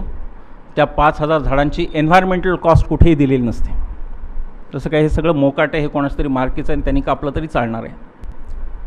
या कॉस्ट कुठे येतात. पाण्याची कॉस्ट येताना फक्त परचेस ऑफ वॉटरची कॉस्ट येते. डाऊनस्ट्रीम युजर्सवरती त्याचा काय परिणाम आहे ती कॉस्ट कधी धरली जात नाही. पुण्याचे लोक पाणी घेणार आणि ते सोलापूरच्या उजनीमध्ये घाण पाणी जाणार आणि मग तिथले त्यांना आजार होणार, त्याच्या कॉस्ट कुठेच येत नाही. त्या यायला पाहिजेत. या 3 कसोट्यांवर आपण शून्य आहोत आजही. या 3 कसोट्या सांभाळतो का नाही हा पुढचा प्रश्न आहे. या 3 कसोट्या आपण लावतच नाही हा खरा प्रश्न आहे. 10वीच्या परीक्षेत आपण गणिताचा पेपरच ठेवलेला नाही, मग अभ्यासाची कटकटच नाही, सगळे 10वी पास होऊ शकतात अशा प्रकारचा आहे. आणि म्हणून चळवळी त्याला प्रश्नचिन्ह लावतात, ते आपण समजून घेतलं पाहिजे. संसाधनांचा विषय असेल तर भूमी अधिग्रहणाचा विषय आहे, तो पण मी ठेवला आहे. आत्ताचा ताजा आहे, तो घ्यायला पाहिजे. संसाधनं कशा पद्धतीने वापरली जातात याकडे मी निर्देश करतो आणि त्या चळवळींचं मी फक्त बोलतो आहे. ज्या ताकद घेऊन उठत आहेत सिंगूरपासून अनेक ठिकाणाहून. भूमी अधिकारचा कायदा पाहिजे म्हणतात, अधिग्रहण नाही अधिकार कानून चाहिए म्हणतात. देशातला जवळपास शेतीशी संबंधित प्रत्येक सामाजिक कार्यकर्ता त्यात स्वतःला गुंतू पाहतोय. आणि माझ्यासाठी स्वतःसाठी मला असं वाटतं की ह्या देशाचा सध्याचा सर्वोच्च प्राधान्यक्रम आहे तो म्हणजे भूमी अधिग्रहण कायद्याचा आपण सामना केला पाहिजे व्यवस्थित आणि त्याला रद्द करायला लावलं पाहिजे. अनेक लोक मला सांगतात की अहो शेती सोडायचीच आहे लोकांना. ही गोष्ट खरी आहे, अनेक शेतकऱ्यांना शेतीमुक्त व्हायचं आहे, पण that should be by their own choice, not by government's choice. तुम्हाला शेती सोडायची हा तुमचा चॉईस पाहिजे, तो गव्हर्नमेंटचा निवड नसावी. कशासाठी कोणीतरी येऊन सांगावं की जमीन पाहिजे उद्या. पुन्हा एक रायडर त्यामध्ये टाकला पाहिजे, काय म्हणू आपण त्याला, की एक्सक्लुशन क्लॉज टाकला पाहिजे, की मी आत्ता हे जे बोलतो आहे हे मी रस्त्यांच्या बाबतीत बोलत नाही, हे मी अत्यावश्यक पब्लिक सर्व्हिसेसच्या बाबतीत बोलत नाही. माझा अधिग्रहणाचा मुद्दा हा थेट प्रॉफिटशी जोडलेला आहे, ज्यांचे नफेखोरीशी जोडलेला आहे, तेवढाच फक्त मी मुद्दा बोलतो. बाकी हे आम्हालाही कळतं की रस्ता लागतो, आम्ही पण रस्त्यावरूनच येतो, गाड्यांमध्येच येतो, गाड्याही लागतात आम्हाला, रस्ताही लागतो, प्यायला पाणी पण लागतं, सगळंच लागतं ना. ते कसं आणि कुठून मिळवायचं हाही प्रश्न आहे, आणि त्या प्रश्नाकडे सुद्धा तसंच पाहिलं पाहिजे. पण हे होताना संसाधनांचा वापर कसा होतोय हा प्रश्न महत्त्वाचा आहे. 1885चा एक कायदा होता इंग्रजांनी आणलेला. इंग्रजांना रेल्वे करायच्या होत्या, अनेक कायदे इंग्रजांनी त्यावेळेला आणले. त्या कायद्यामध्ये बदल करायला आपल्या संसदेला 110 वर्ष लागली. शेतकऱ्यांचीच मुलं सत्तेत असल्यामुळं असं होतं की असंही मला कधी कधी वाटतं की त्यांना आपल्या वडिलांचेच प्रश्न महत्त्वाचे वाटत नाहीत. संसदेत जाईपर्यंत शेतकऱ्यांचे सगळे प्रश्न महत्त्वाचे असतात, तिथे गेले की वेगळेच प्रश्न होतात सुरू. खेदाची गोष्ट आहे. संसदेवर आपल्या टीका करावी असं नाही ना. आम्हाला ते आंदोलनात फार वेळा ऐकवलं गेलं की संसद सार्वभौम आहे. तेव्हा मी म्हणायचो की संसद सार्वभौम आहे हे मान्यच आहे. संसदेला सार्वभौमत्व कोणी दिलं तर ते भारतीय राज्यघटनेने दिलं, आणि भारतीय राज्यघटना कोणी स्वीकारली तर we the people of India, आम्ही भारतीय लोक, म्हणून आम्ही त्यांच्यापेक्षा जास्त सार्वभौम आहोत. संसद आणि जनसंसद वगैरे शब्दछल सोडून देऊ, पण शेवटी असं नाही की आता 5 वर्ष आम्ही सांगतो ते मुकाटपणे ही संसद असू शकत नाही. भूमी अधिग्रहणचं सांगितलं होतं का जाहीरनाम्यात येणार आहे म्हणून? आजच्या दिनाचा जो जाहीरनामा आणला त्यात हे म्हणलं होतं काय पहिल्या अधिवेशनात भूमी अधिग्रहण आणणार? म्हणलं नव्हतं. आणि मग आम्ही म्हणतो की थेट लोकशाही राबवा. ज्या मुद्द्यांवरती तुम्ही मॅन्डेट मागितला, जनादेश मागितला, ते मुद्दे मान्य, ते सोडून बाकीच्यांवरती थेट मतदान घ्या, अशी जर आपण मागणी केली तर ती चूक नाही. तुम्ही जाहीरनाम्यात काहीच सांगत नाही. पक्षांचे जाहीरनामे हा चेष्टेचा विषय असतो. पक्षही वाचत नाहीत, जनताही वाचत नाही. पूर्वी छापील कागद वाया जायचे, आता प्रेझेंटेशन करून पाठवतात, व्हिजन डॉक्युमेंट. माध्यमं त्याला लावून धरतात की कशी व्हिजन आहे बघा. जाहीरनामे कधी खरे होत नाहीत. जे जाहीरनाम्यात सांगितलं ते पुढे केलंच जात नाही. आणि म्हणून संसद ही प्रश्नचिन्हांकित आहे, ती राहणार. संसदेला प्रश्न विचारणार, कारण संसद लोकांसाठी आहे, लोक संसदेसाठी नाहीत. त्यात काही फारच बेसिक प्रकारचे प्रश्न विचारले जातात, त्याकडे मी येत नाही. की तुमचा पगार किती असावा हा प्रश्न आहे. की एकीकडे 1 रँक 1 पेन्शनसाठी आज आंदोलन होतं आहे दिल्लीत. सैनिकांच्या विधवांची पेन्शन कमी करण्यात आली. सैनिक 35व्या वर्षी रिटायर होतो, त्यानंतर बिचारा तो कुठेतरी वॉचमनची नोकरी किंवा सिक्युरिटीत काम करतो. 40व्या वर्षी तो गेला तर पत्नी तरुण असते, मुलंही असतात, ते उघड्यावर पडतात. पेन्शन 37% येते, आणि बाहेरची वरचं ते इन्कम बंद होतं सगळं. मग तिथे तुम्ही कमी करता, संसदेतले भत्ते वाढवून घेता. मी त्याही प्रश्नात जात नाही. मला तो छोटा प्रश्न वाटतो, तो फक्त 700 लोकांचा प्रश्न आहे, आपण तो सोडून दिला पाहिजे. आणि ही गोष्ट खरी आहे की लोकांच्या अपेक्षा फार वाढल्यात. बराक ओबामा जगातला सगळ्यात पॉवरफुल माणूस, त्याच्याकडे 25 ते 30च लोक येतात. पण किन्हाळकर साहेब आपल्याकडे नगरसेवकाकडे 150 लोक चहा घेऊन जातात. ही वस्तुस्थिती आहे. बरं, लोकांना वाटतं बारशाला यावं, साखरपुड्याला यावं, स्टेटस आयकॉन सिम्बॉल झालं आहे. ते कोणी असं भेटलं का की साहेब तुम्ही खासदार आहात, थँक्यू व्हेरी मच, तुम्हाला आमंत्रण मिळालं असं समजा, तुम्ही दिल्लीत जाऊन काम करा, माझ्या घरी येण्याची गरज नाही, असं लोक म्हणतच नाहीत. त्यांना वाटतं मतदार नाराज होईल, मतदाराला नाराज नाही करता येत. आणि त्याचं पुन्हा रहस्य एका शब्दात जर सांगायचं तर आपण कोणीच नागरिक राहिले नसून फक्त मतदार राहिलो, हे पण रहस्य आहे त्याचं. आपण नागरिकच नाही, आपण फक्त मतदार हो. आणि ते कमॉडिटी म्हणूनच पाहतात आपल्याकडे. मार्केट पडलं की सोन्याचा भाव वाढतो वगैरे जे काय असतं तसंच ते पाहतात की आता इलेक्शन आलं की यांचा भाव थोडा वाढवा. आपल्यापेक्षा बैल मोठे नशीबवान आहेत. त्यांचा पोळा दरवर्षी येतो, आपला 5 वर्षाला एकदा येतो. आणि त्यालाही पुन्हा सिस्टीम तयार झाली. पैसे घेणारे, सोसायट्या रंगवणारे लोक तयार आहेत. त्याच्यावरती फार न बोललेलं बरं. सगळ्यांना तो विषय माहिती आहे. जो विषय सगळ्यांना माहिती आहे त्यात का बोलायचं. आमच्या पुण्यामध्ये महापालिकेला एका उमेदवाराचं चिन्ह होतं प्रेशर कुकर. तर त्या पठ्ठ्याने काय करावं, त्यांनी कुकरचं खालचं भांडं सगळ्या वार्डात वाटलं आणि म्हणलं झाकण आणि शिट्टी निवडून आलो तर देणार. सोरावर मोर सिस्टीम तयार होत असते, ती तयार होती आहे तशी सगळीकडे ती दिसती आहे. तो विषय, त्या विषयात मी जात नाही की खरं सगळ्या भ्रष्टाचाराचं मूळ तिथंच आहे. पैसे कोणाकडून येतात इलेक्शन लढवायला, तिथे सगळं भ्रष्टाचाराचं मूळ. कोण ते उद्योगपती असतात जे फंडिंग करतात आणि नंतर धडाधड त्यांच्यासाठी निर्णय घ्यावा, तर भूमी अधिग्रहणचा थेट संबंध त्याच्याशी आहे. की हे रिटर्न ऑन इन्व्हेस्टमेंट आहे भूमी अधिग्रहण कायदा. ज्यांनी इन्व्हेस्टमेंट केली त्यांना परतावा देणं चाललं आहे आणि म्हणून तो भूमी अधिग्रहणचा कायदा आहे. 4-5 मुख्य गोष्टी सांगून मी पुढे जाणार. 70% कन्सेंटचा एक क्लॉज जयराम रमेशांनी त्यात आणला. मला सांगितलं पाहिजे 2011चा कायदा हा किमान 700 प्रतिनिधी मंडळांशी चर्चा करून आलेला कायदा आहे. 2013चा, माफ करा, 2011 साली त्याच्यावर चर्चा सुरू झाली. जयराम रमेशांचं कौतुक केलं पाहिजे की खरोखर 2 वर्ष त्या माणसांनी या देशात त्या कायद्याची चर्चा घडून आणली. आत्ता ज्या सुमित्रा महाजन लोकसभेच्या अध्यक्ष आहेत त्या स्टँडिंग कमिटीच्या चेअरमन होत्या. मी त्यांच्याही पुढे प्रेझेंटेशन केलं होतं. सुमित्राताईंनी 28 मुद्दे दिले होते, त्यातले 26 जयराम रमेशांनी मान्य केले. याला पण लोकशाही म्हणून टाळ्या वाजवल्या पाहिजेत की त्यांनी केले मान्य. आज जे सत्ताधारी पक्ष बोलतोय त्यातली एकही मोशन त्यावेळेला सत्ताधारी पक्षाने आणलेली नव्हती. यातला एकही बदल करावा असं तेव्हा संसदेत बोललं गेलं नव्हतं. संसदेत काय बोललं गेलं होतं, अरुण जेटली आणि सुषमा स्वराज फक्त रडायचे बाकी राहिले होते. शेतकऱ्याच्या प्रेमाने इतके सद्गदित झाले होते. सुषमा स्वराज तर म्हणाल्या की जागा घेताच कशाला विकत, जागा भाड्याने घ्या. अत्यंत चांगली सूचना होती, आम्ही त्याचं स्वागत करतो. जागा भाड्यानेच घेतल्या पाहिजे शेतकऱ्यांच्या, काही गरज नाही पूर्ण मालकी हटवून त्यांची जागा. चांगली गोष्ट आहे. सत्तेवर आले की ते सगळं युटर्न आला. आणि हे फक्त मोदींचं लक्षण आहे असं नाही मला म्हणायचं. कोणी भाजपाचे कार्यकर्ते असेल तर त्यांनी नाराज होण्याचं कारण नाही. आमच्या सगळ्या पक्षीय व्यवस्थेचं हे व्यवच्छेदक लक्षण आहे की ते निवडणुकीच्या आधी जे बोलतात ते निवडणुकीच्या नंतर कधीच बोलत नाही. हे लक्षण आहे आपलं आणि त्याला भारतीय लोकशाहीचा एक त्रुटी त्यातली म्हणूनच पाहिलं पाहिजे. त्याला पक्षीय दृष्टिकोनातून पाहता कामा नाही. माझा तसा आरोप कोणावर नाही.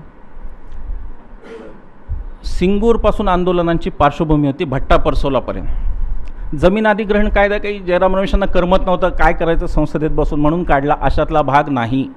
त्याला मोठी पार्श्वभूमी होती. ती सिंगूरची पार्श्वभूमी होती. मी स्वतः सिंगूरला 2दा गेलो. सिंगूरच्या जमिनी ह्या बटाटाची उपज करणाऱ्या अत्यंत श्रीमंत जमिनी आहेत. 30-30 फुटावरती झरे असणारी जमीन सिंगूरची आहे. मग प्रश्न असा की टाटांना सिंगूरच का पाहिजे, अन्यत्र का चालत नाही. आमची अशी स्पष्ट मागणी तेव्हाही होती, आताही आहे आणि कदाचित पुढची 15 वर्षही राहील, मला माहीत नाही किती दिवस राहणार. की या देशात, हा कृषीप्रधान देश आहे, या देशाचं लँड मॅपिंग अजून झालेलं नाही. गुणवत्तेनुसार लँड मॅपिंगची सोय GIS मध्ये सुद्धा आहे. कोणत्या पडीक जमिनीत ताबडतोब कळतं. लँड मॅपिंग पहिलं केलं पाहिजे. आणि दुसरी गोष्ट, त्यानंतर जमिनीचं क्लासिफिकेशन, वर्गवारी केली पाहिजे जमिनीची. ती तुम्ही 4 वर्गात करा. खूप चांगली, चांगली, कमी प्रतीची आणि खूप कमी प्रतीची 4 वर्गवारी होऊ शकते जिथं पिकं येत नाहीत. वरच्या 2 जमिनी कधीही अधिग्रहित करायच्या नाहीत उद्योगांना असं ठरवा, कारण तो पण प्रॉडक्टिव्हिटीचाच प्रश्न आहे. तो पण GDPशी संबंधित प्रश्न आहे.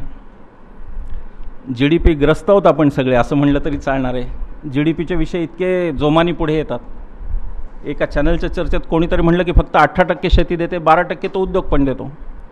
मग प्रश्न असा आहे की उरलेलं 70% येतं कुठून.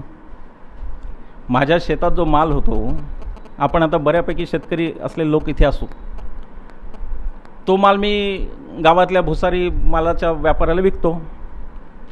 ते कॅश ट्रान्झॅक्शन आहे. नंतर तो पुढे गावातल्या लोकांना विकतो. शिक्षक असतील, कोणी जे शेतीवर ज्यांचे नाही त्यांना तो विकतो. याच्यात कुठेही GDPचा उल्लेख पण होत नाही साधा. मी म्हणालो की जर 18% फक्त GDPतलं शेतीचं कॉन्ट्रिब्युशन असं आपल्याला म्हणायचं असेल तर भारतातले लोक न जेवता राहतात असंही म्हणायला लागेल आपल्याला. आपण सगळे जेवतोत ना, त्याचं मूल्य कुठं धरलं जात नाही असं मला म्हणणं. आणि त्या मूल्यांमध्ये खूप मोठी हेराफेरी करून काहीतरी आकडे समोर येतात. पण विषय GDPचा नाही आणि तो काही मी चॅलेंज करण्याचा विषय नाही. मला अर्थकारणातलं मला काही फार बोलता येणार नाही. विषय आहे तो भूमीच्या योग्य वापराचा विषय आहे. सगळ्या देशांमध्ये हे क्रॉप प्लॅनिंग केलं जातं, सगळ्या देशांमध्ये हे लँड मॅपिंग होतं, सगळ्या देशांचं नियोजन असं होतं. आणि फक्त हे बाहेरचे म्हणतात म्हणून करा असं नाही, तर आपली गरज आहे हे म्हणून पण समजून घेण्याची गरज आहे असं मला वाटतं की ती पण आपली गरज आहे. 70% कन्सेंटचा क्लॉज त्यामुळे आला की लोकांना जर नाकारायचा असेल तर विकास तो नाकारण्याचा त्यांना हक्क आहे. शेतीच्या बाबतीत किती पक्षपाती धोरणं आहेत त्याचं फक्त मी एक उदाहरण देतो. समजा नांदेडच्या शेजारी अंबानींनी 5,000 एकर अधिगृहीत केली. आता अंबानी हे फक्त उदाहरणादाखल बरं का, माझ्या तोंडात जेव्हा जेव्हा अंबानी आणि अदानी येईल तेव्हा ते फक्त उदाहरणादाखल असं समजा, त्याचे विशेष लेश काढू नका काही, नाही तर फारच भयानक प्रश्न उभे राहतात की परदेश दौऱ्यात का सोबत असतात वगैरे. ते आपण प्रश्न विचारणं योग्य नाही. विकास करता येते तर आपण ते विकासाचं निमूटपणे ऐकलं पाहिजे. ते असं आहे की हा एकचालकानुवर्तित्वाचा मामला आहे आणि आपण ते समजून घेतलं पाहिजे. त्यांनी सांगितलं ते ऐकलं पाहिजे.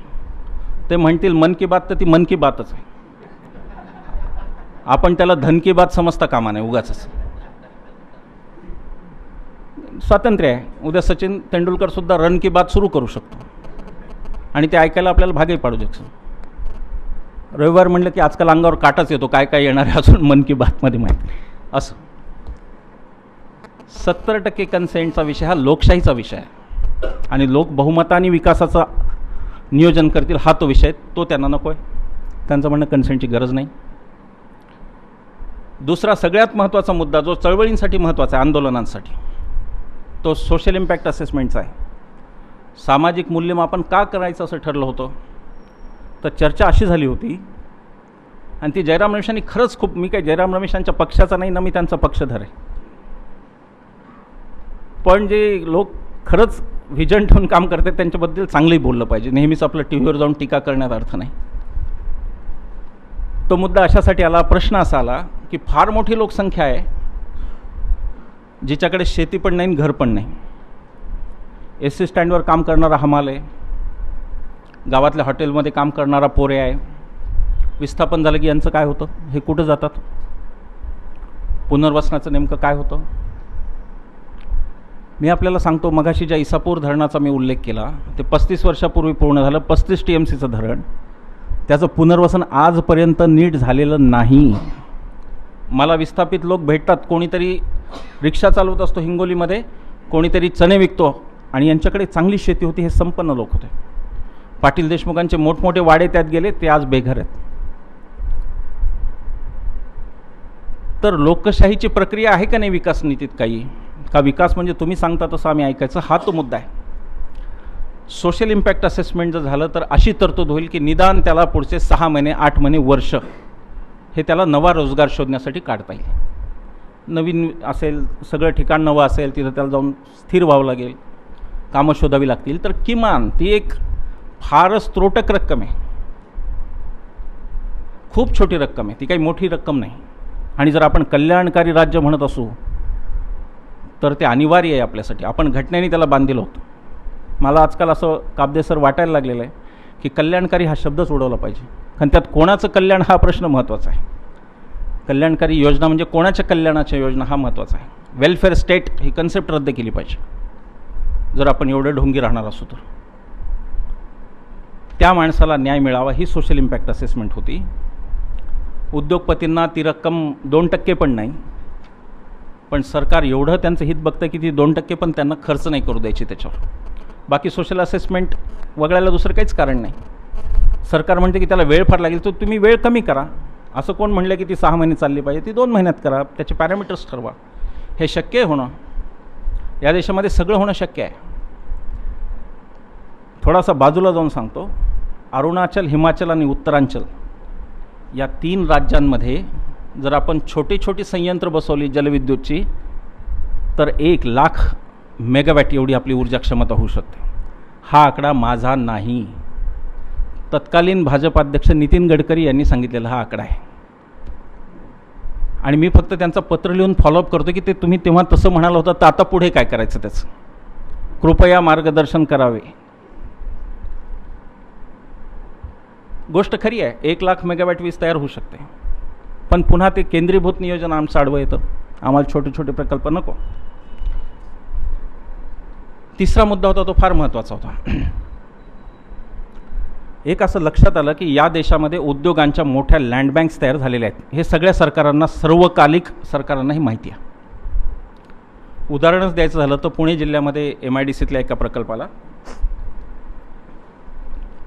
93 साली त्यांनी 3,000 रुपयांनी 400 एकर जमीन ॲक्वायर केली. म्हणजे वर्ष 93, रक्कम 3,000, त्यावेळेसचा भाव असेल. आत्ता आज आपण जरी गेला तर हा प्रकल्प फक्त 12 एकरवर उभा आहे आणि 388 एकरची लँड बँक झाली आहे, जिची आता 5 कोटी रुपये एकरची किंमत आहे. आता हे प्रयोजन काय होतं घेताना? ती ॲग्रिकल्चरमधून बाद केली, आता ती पडीक ठेवली, ॲग्रिकल्चर प्रोडक्शन पण बुडालं. घेताना सांगितलं की औद्योगिकरणासाठी, प्रत्यक्षात ती लँड बँक झाली. या देशाच्या जर सगळ्या उद्योगपतींच्या लँड बँक्स काढल्या तर या देशामध्ये पुढची 20 वर्ष एकही एकर जमीन नवीन घेण्याची गरज नाही. पण त्या लँड बँक्सकडे सोयीस्कर दुर्लक्ष होत आहे. आणि म्हणून तो क्लॉज आला की जर एखाद्या कारणासाठी घेतलेली जमीन प्रयोजनासाठी, ती जर 5 वर्ष त्या प्रयोजनासाठी वापरली नाही तर ती मूळ मालकाला परत जाईल. त्याने अनेकांची डोकी दुखली. इंडस्ट्रीला आता लँड बँक करता येणार नाही आणि म्हणून त्यांना तो क्लॉज मागे घ्यायचा. चौथा मुद्दा होता 2 पेक्षा जास्त पिकं घेणारी जमीन अधिग्रहित करू नये. हा तो मुद्दा होता. एकीकडे आपण फूड सिक्युरिटीचं बोलतो आहे, एकीकडे आपण म्हणतो लोकसंख्या वाढते, खाणारी तोंड वाढत आहेत, अन्नधान्याचं उत्पादन कसं वाढवायचं, हरित क्रांती आणायची का कोणती, लाल क्रांती का हिरवी का पिवळी. दुसऱ्या बाजूला आपण मात्र त्या जमिनीच बाहेर करतो ज्या पीक देणार आहेत आणि त्या आपण उद्योगांना देतो आहे. मी मुद्दाम विकास नियोजनाचा विषय जास्त बोलतो आहे कारण इथलं मला माहिती आहे नांदेडचे लोक काय असतात आणि नांदेडमध्ये ती कशी क्षमता आहे. मी कदाचित अन्य गावांमध्ये हा विषय बोलणार नाही.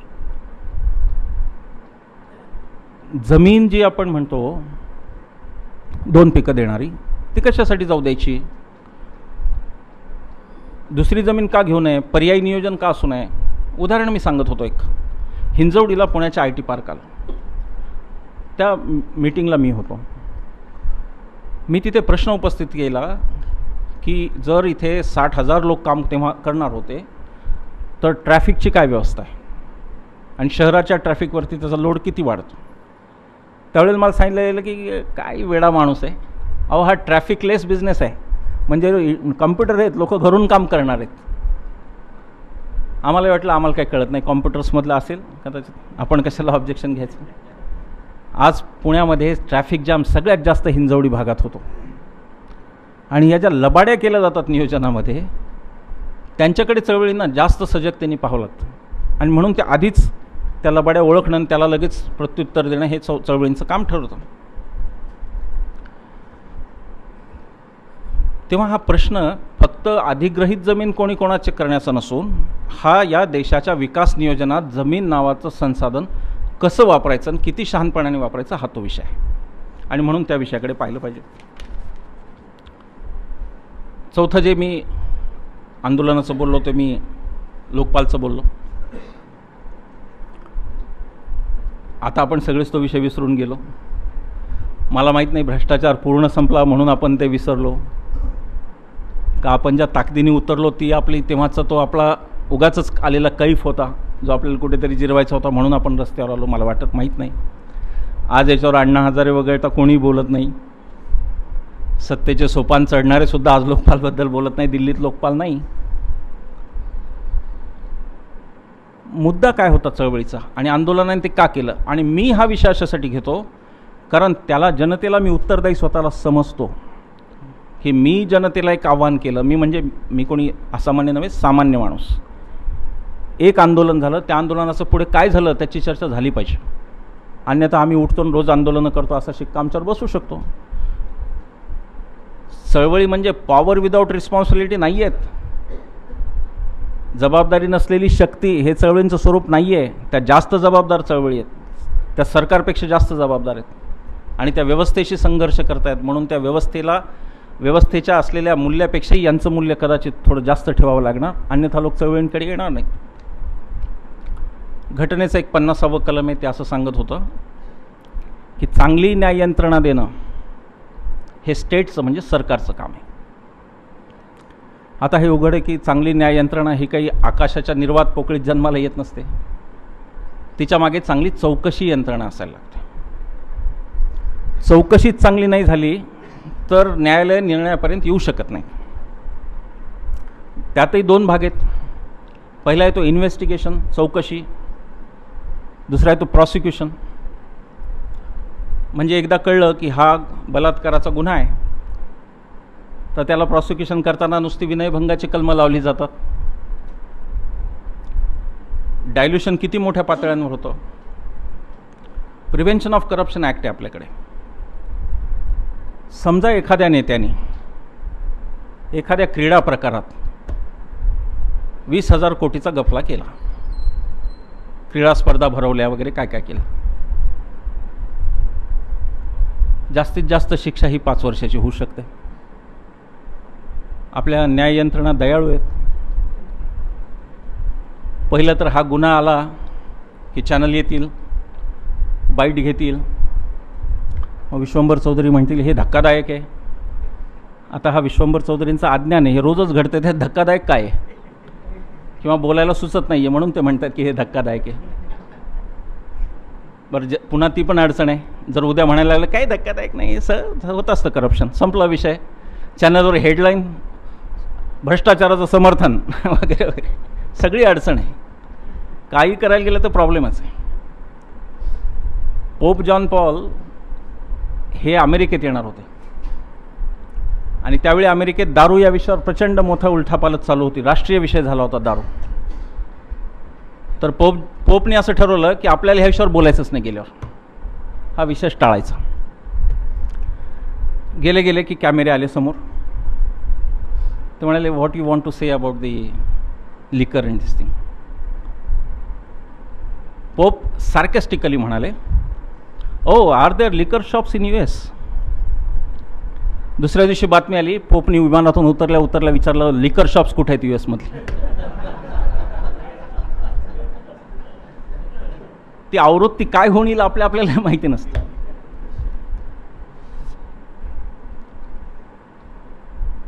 एका ठिकाणचं माझं भाषण 2 वर्षापूर्वीचं भाषण आज म्हणून छापलं. मला माहीत नाही ते कसं आलं. आणि माझी मतं बदलतात बरं का 2 वर्षात.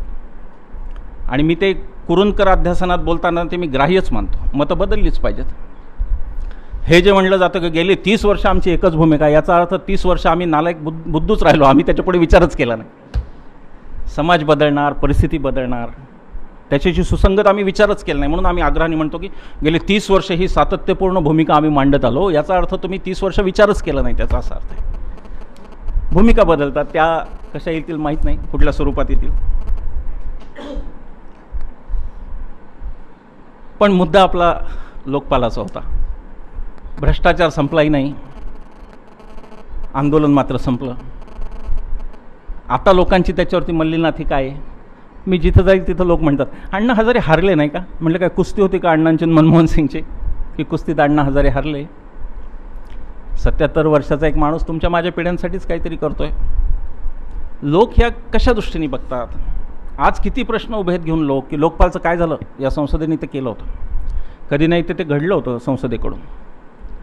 कापदे सर आपण संसद सदस्य होता आणि संसदेची प्रतिष्ठा जपली पाहिजे याच्याबद्दल माझ्या मनात, मी लोकशाही मानणारा माणूस. पण काही वेळा संसदेला प्रश्न विचारावे लागतात. ते प्रश्न असे असतात की 70% शेतकऱ्यांचा कायदा यायला 110 वर्ष का लावली संसदेने. ते प्रश्न असे असतात की समाजात 50% स्त्रिया असताना 47 पासून आत्तापर्यंत स्त्रियांचं विधेयक का रेंगाळलं राखीव जागांचं, स्त्रियांच्या रिझर्वेशन्स. तो प्रश्न असाही असतो की 48 सालचा फॅक्टरीज ॲक्ट का चालू आहे, जो कामगारांच्या हिताचा नाही, मालकांच्या हिताचं नाही, त्याच्यात बदल का नाही घडवत. मग जर शेतकरी, स्त्रिया आणि कामगार या मोठ्या वर्गाला संसद त्यांच्याकडे लक्ष देणार नसेल तर संसदेला प्रश्न विचारला जाईल आणि ते स्वाभाविक आहे. लोक म्हणतात आंदोलनांचं काय काम आहे. मी तेव्हा सांगतो की आत बसलेल्या 545 लोकांचं जर डोकं एकाच वेळी बिघडलं तर 5 वर्ष लोक वाट पाहू शकत नाहीत. आणि त्यावेळी करोडोंच्या आशा आकांक्षा घेऊन जे संसदेच्या भिंतीवर धडका मारतं ते म्हणजे आंदोलन. संसदेचा काळ 6 महिन्यावर आला तर आंदोलनांची गरज राहणार नाही, पुन्हा मत मागायला येतील. पण तो जोपर्यंत 5 वर्ष आहे तोपर्यंत आंदोलनं राहणार आणि लोकांच्या भूमिका मांडाव्या लागणार. त्यांचे फॉर्म्स वगैरे चर्चा होऊ शकते. चळवळी कशा असाव्यात, काय नसाव्यात, चळवळींचे गुणदोष दाखवले जाऊ शकतात. चळवळींची मांडणीसुद्धा संशयास्पद असू शकते, आणि ती आहे. विशेषतः आज पुरोगामी चळवळी जी मांडणी करतायत ती अत्यंत प्रतिगामी मांडणी आहे, हे मी म्हणतो, आणि हे मी जबाबदारीने म्हणतो आहे. पुरोगामी चळवळींनी अशी सवय लागली की फक्त स्मारकं, विद्यापीठाची नावं म्हणजेच समता, ही ती घातक मांडणी पुरोगामी चळवळी करत आहेत, जी अत्यंत प्रतिगामी मांडणी आहे. लोकांच्या मूळ प्रश्नाला आम्ही हातच घालत नव्हतो, तर अस्मितांचं राजकारण करतो आम्ही. मी म्हणालो मगाशी की हा देश कधी विज्ञाननिष्ठ नव्हता. त्याचं एक उदाहरण देतो. डॉक्टर होमी भाभांच्या घराचा लिलाव झाला. एखाद दुसऱ्या चॅनलनी होऊन चूक केलं आणि विषय संपला, ते घर गेलं. फक्त विचार करा, हेच जर घर छत्रपती शिवाजी महाराज, स्वातंत्र्यवीर सावरकर, डॉक्टर बाबासाहेब आंबेडकर, लोकमान्य टिळक, महात्मा फुले, अण्णाभाऊ साठे यापैकी कोणाच असतं तर काय झालं असतं? महाराष्ट्रात रक्तपात झाला असता. पण आमच्या सगळ्या ज्याला आपण म्हणतो की अस्मिता आहेत, त्या अस्मिता फक्त राजकारणाशी निगडीत आहेत, त्या शास्त्रज्ञांशी निगडीत नाहीत. एकच अब्दुल कलाम झाले तर ते आम्हाला 10 वर्ष पुरतात उदो उदो करायला. महाराष्ट्रात काय तर काकोडकर, माशेलकर, गोवारीकर, नारळकर असे ज्यांच्यासमोर कर जोडावेत असे 4-5 लोक सोडले तर पुढे काही नाही. ते शास्त्रज्ञ चालू आहेत वर्षानुवर्ष. अर्थात तो मुद्दा मगाशी आला म्हणून मी तो आत्ता बोलत नाही. भ्रष्टाचाराच्या लढाईचं काय झालं हा माझ्या पुढचा प्रश्न आहे. आणि जर आता लढाई संपली तर भ्रष्टाचार संपला का, हा त्याच्यात पुढचा प्रश्न आहे. आणि नसेल तर लोक का बोलत नाहीत, हा प्रश्न आहे. अण्णांच्या परीने अण्णा करतील. आता आम्ही कोर्टात पण जायचं ठरवतो आहे. ही या देशातली मोठी शोकांतिका आहे की सगळ्या गोष्टी कोर्टाला ठरवाव्या लागतात. कायदा संसदेने केला, 1 वर्षाच्या आत लोकपाल यायचा होता, त्याची मुदत 1 जानेवारी 2015ला संपली. त्याच्यानंतर आज जुलै उजाडला तरी लोकपाल नाही, लोकायुक्त नाही. याच्याबद्दल आम्ही पुन्हा कायद्याच्याकडे जातो, न्यायालयाकडे. आणि मग पुन्हा हे म्हणणार की न्यायालयीन सक्रियता, जे चळवळींमध्ये काम करतात त्यांच्यासाठी एक धोक्याची गोष्ट सांगतो. अत्यंत धोकादायक पद्धत सुरू आहे सगळीकडे देशात. आपण प्रकरण न्यायालयात नेलं की सरकार एका वेळीत उत्तर देतं. प्रकरण न्यायप्रविष्ट असल्यामुळे बोलता येत नाही.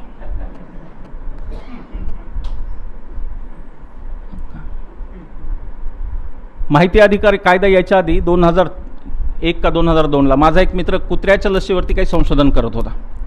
त्याला पुणे महापालिकेचा काही डेटा पाहिजे होता. त्यांनी प्रश्न विचारला, म्हणजे तेव्हा कायदा नव्हता RTI, पण त्यांनी कागदावर लिहून विचारला की पुण्यामध्ये भटक्या कुत्र्यांची संख्या अंदाजे किती आहे. त्याला उत्तर मिळालं, माहिती गोपनीय असल्यामुळे देता येत नाही. भटकी कुत्री गोपनीय कधी झाली?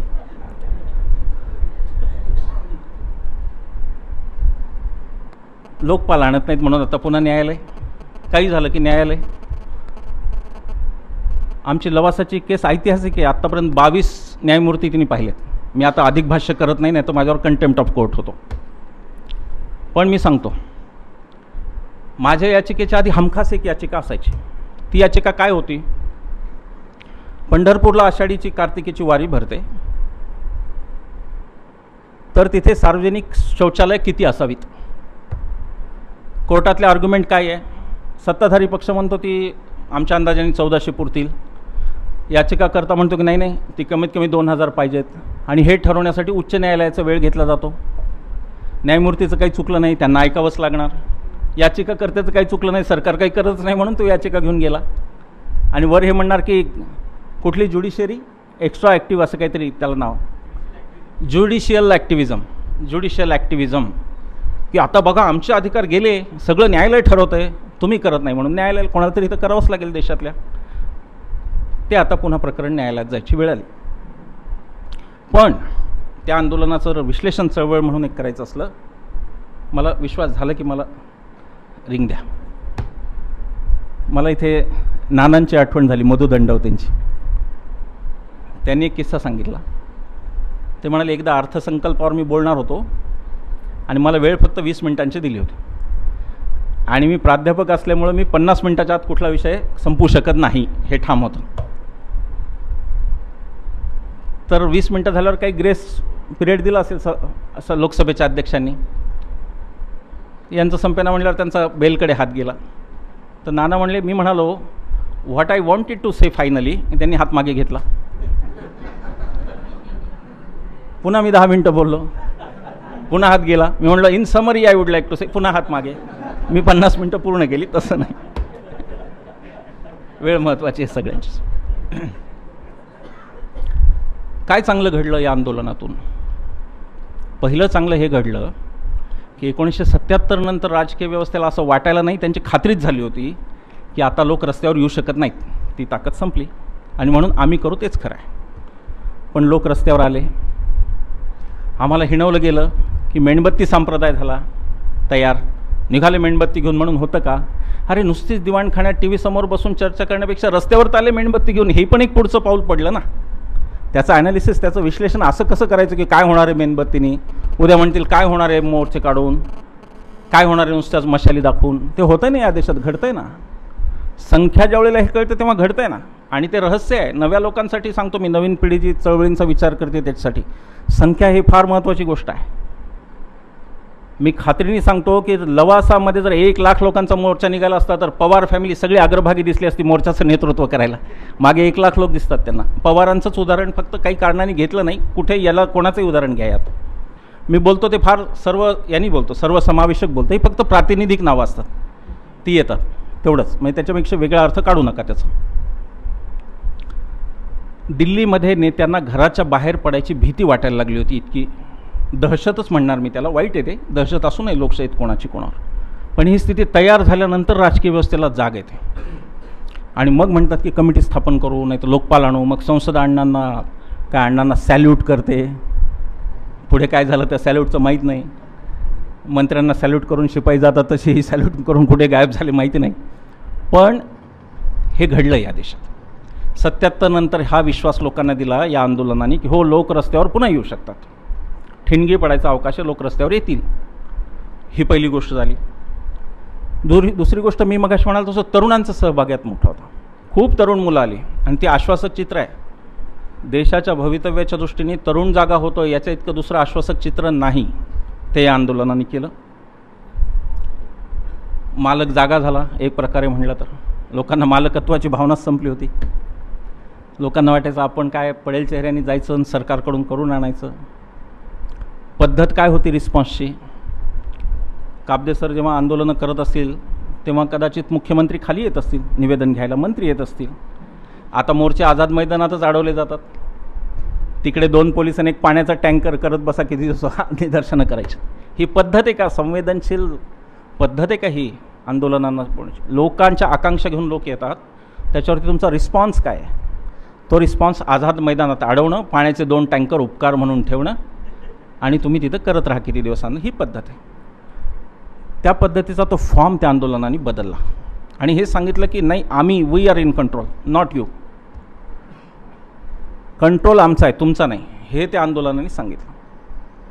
आणि मला असं वाटतं की ती मोठी गोष्ट आहे. मी काही त्या आंदोलनाचा एक कार्यकर्ता म्हणून त्याचं उदात्तीकरण करतो असं नाही, पण काहीच घडलं नाही असं म्हणताना आपल्याला ह्या गोष्टी बघायलाच पाहिजेत आणि गोष्टी क्रमानेच पुढे जाणार. गांधीजींची आंदोलनंसुद्धा क्रमानेच गेलेली आहेत पुढे. 10 मागण्या ठेवायच्या, त्यातल्या 2 मान्य झाल्या की तात्पुरती माघार घ्यायची, पुन्हा 10 मागण्या घेऊन जायचं, हेच त्याचं स्वरूप आहे. आणि चळवळी अशाच चालत असतात. तिथे इन्स्टंट सूप नाही आहे, इन्स्टंट काही होत नाही चळवळींमध्ये. आणि म्हणून ते विद्रोहाच्या चळवळींमध्ये असलेल्यांना तर ते लक्षातच ठेवलं पाहिजे. तिथे 2 गोष्टी महत्त्वाच्या आहेत. तुम्हाला भयंकर पेशन्स पाहिजेत, हे पहिलं आहे. लोक तुमच्यावरच संशय घेऊन येऊ शकतात, हे पण सहन करायला पाहिजे, हे पहिलं. आणि दुसरं, तुम्हाला कुठलाही सन्मान पुरस्कार मिळणार नाही, हे लक्षात घ्यायला पाहिजे. कारण आमच्याकडे ती विभागणी आहे, निर्माणाच्या चळवळी कोणत्या आहेत त्या पुरस्कार प्राप्त आहेत, पण देशाची लोकशाही सुधारू इच्छिणाऱ्या चळवळी पुरस्कार प्राप्त नाहीत. आणि मला काही राग नाही, माझं अजून पुरस्कार मिळवण्याचं वय झालेलं नाही, त्यामुळे मी नाही म्हणते, हे मी आकलन सांगतो जे काही मला आज दिसतं आहे त्या चळवळीचं. तेव्हा या 2 तयाऱ्या ठेवून चळवळींमध्ये आलं पाहिजे, निरपेक्षपणे आलं पाहिजे.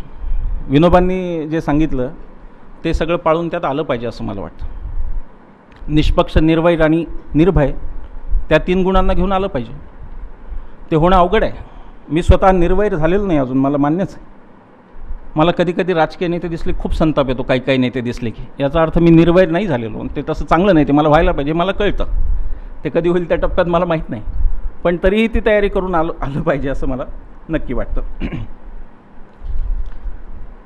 त्यातून एक राजकीय किरण पण समोर आला. मी त्याला अजून किरणच म्हणतो, बाल्यावस्थेत. आम आदमी पक्षाचा उदय झाला. त्याची पण थोडी चिकित्सा आंदोलन म्हणून केली पाहिजे. प्रसंगी कौतुकही केलं पाहिजे, प्रसंगी फटकारलंही पाहिजे.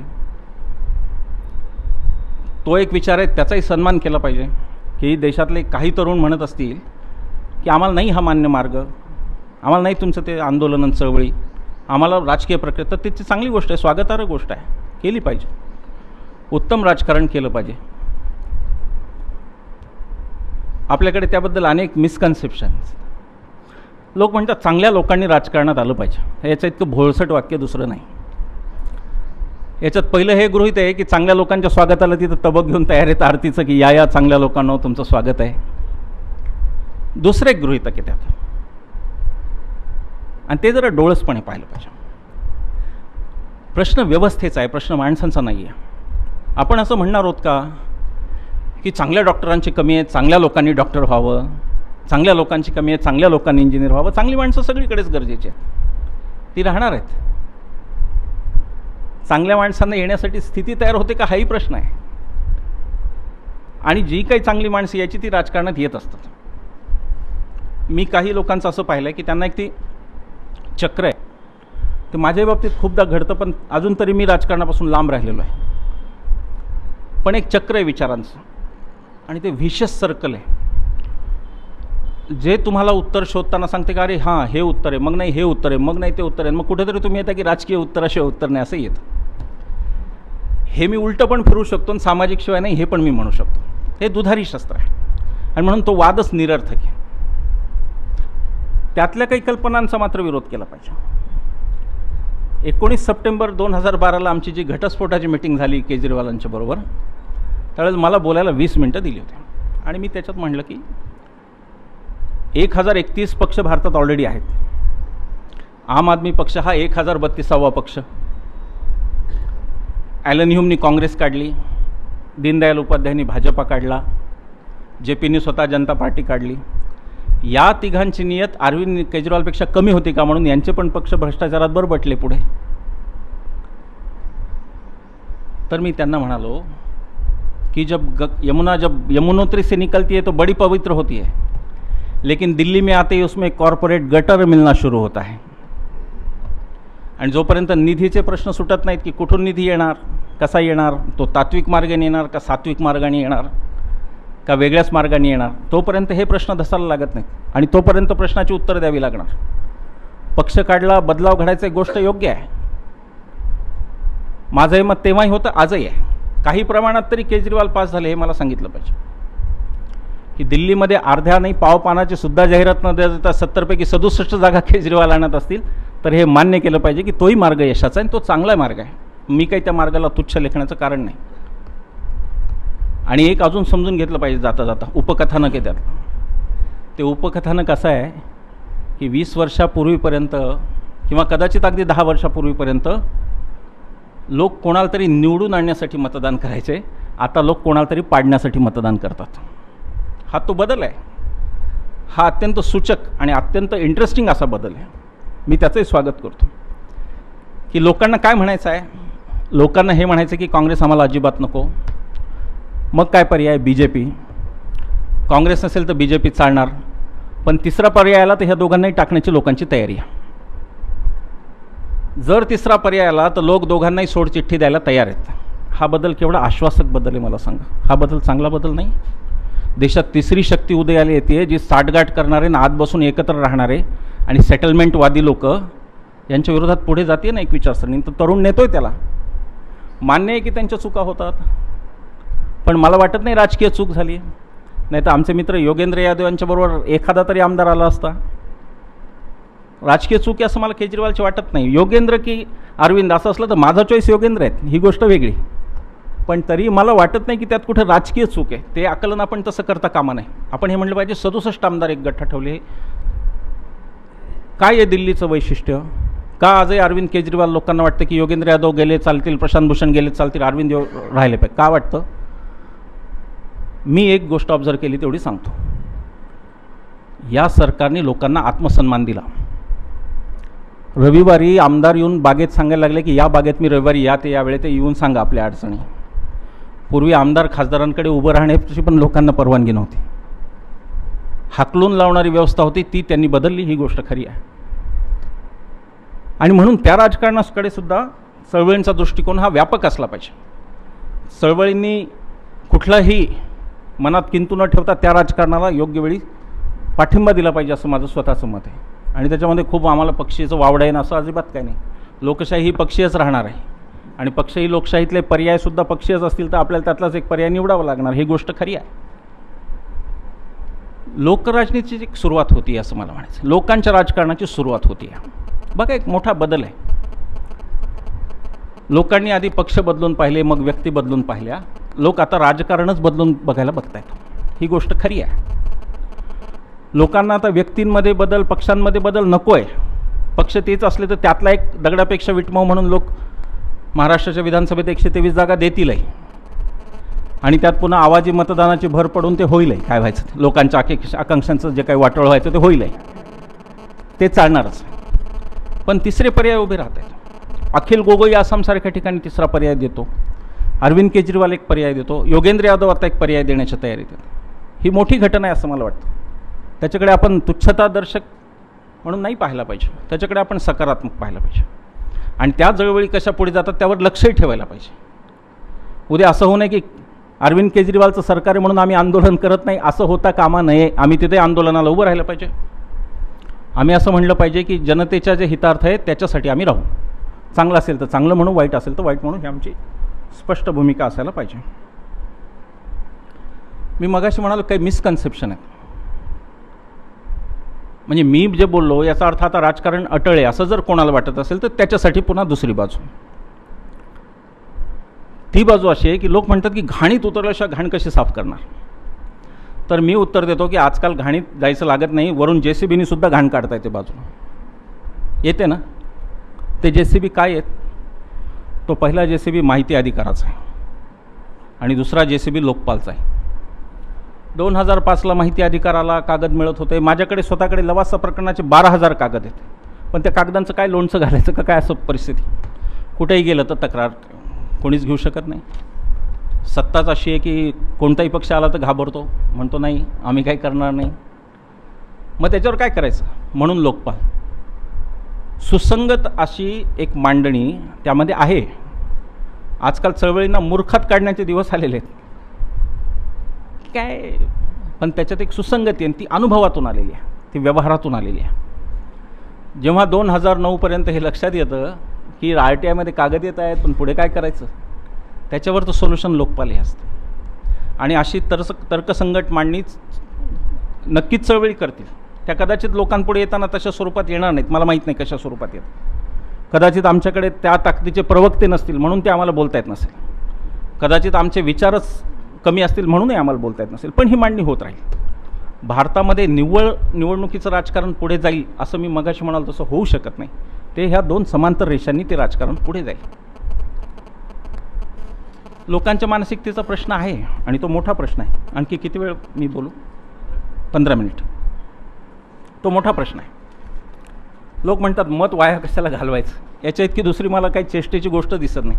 मत कधी वाया जात नाही. एक मत दिलं तरी ते मत आहे शेवटी आणि ते वाया जात नाही. आता इथपर्यंत मी अडचणी काय आहेत, चळवळी काय करतायत आणि दशा हा जो आपला पहिला भाग होता त्या दशेचं मला बोलून झालं. आता फक्त मला दिशेबद्दल 15 मिनिटात बोलायचं. यात काही मी काही फार वेगळी मांडणी करतोय, काहीतरी जगावेगळे मुद्दे मांडतो असं नाही. हे सगळे माहितीचे मुद्दे आहेत. सगळ्या चळवळींमध्ये एक त्याचा लसावी असू शकतो, लघुत्तम साधारण विभाजक असू शकतो. तो काय असू शकतो हा माझ्या पुढचा प्रश्न आहे. कारण अनेक आहेत. एक गाव एक पाणवठा घेऊन बाबा आडा उभे आहेत. अनेक चळवळी आहेत. आर्थिक चळवळी आहेत, सामाजिक चळवळी आहेत, लिंगभेदाच्या विरोधातल्या चळवळी, अनेक प्रकारच्या चळवळी. त्यांचा एक लसावी असू शकतो. तो काही जशाला तसा ॲप्लिकेबल होईल असं नाही, पण तो मला असं वाटतं की ती दिशा सगळ्यांची एक असू शकते. सगळ्यांना एका दिशेने जायला पाहिजे. काय मागण्या असू शकतात? चळवळींच्या मागण्या, पहिली मागणी माझ्या मते विकेंद्रीकरणाची असली पाहिजे. व्यवस्था इतकी केंद्रित झालेली आहे, राजकारण इतकं केंद्रित झालेलं आहे. मी नेहमी म्हणतो की 10 जनपथला गेलं की 3 गांधी, मातोश्रीला की 3 ठाकरे, बारामतीत गेलं की 3 पवार, रत्नागिरीत गेलं की 3 राणे, नाशिकला आलं की 3 भुजबळ, नवी मुंबईत गेलं की 3 नाईक. सगळीकडे 3 तिगडा काम बिघडा चालू आहे. आत्ता मला 2च पिढ्या माहिती आहेत आणि त्यातली पहिली पिढी अत्यंत रिस्पेक्टेबल होती, हेही मी माहिती आहे मला. त्यांच्याबद्दल सगळ्या महाराष्ट्राला आदर आहे आणि असायलाच पाहिजे. एक पथ्य पाळलं पाहिजे असं मला वाटतं. जिथे जाईल तिथे तिथल्या भानगडी फार बोलायच्या नाही.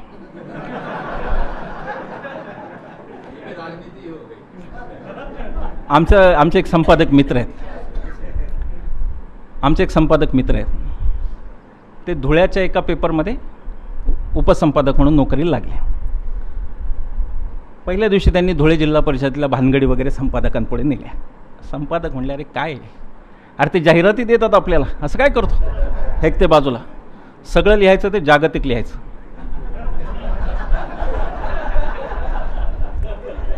मग अग्रलेख काय होता, मिखाईल गॉर्बाचोव यांनी जर पश्चिम आशिया विरोधातले आपले धोरण बदलले नाही तर पुढील अग्रलेखातून आम्हाला त्यांचा समाचार घ्यावा लागेल. असं मुद्दा विकेंद्रीकरणाचा होता. स्मॉल इज ब्युटिफुल असं गांधीजी म्हणाले.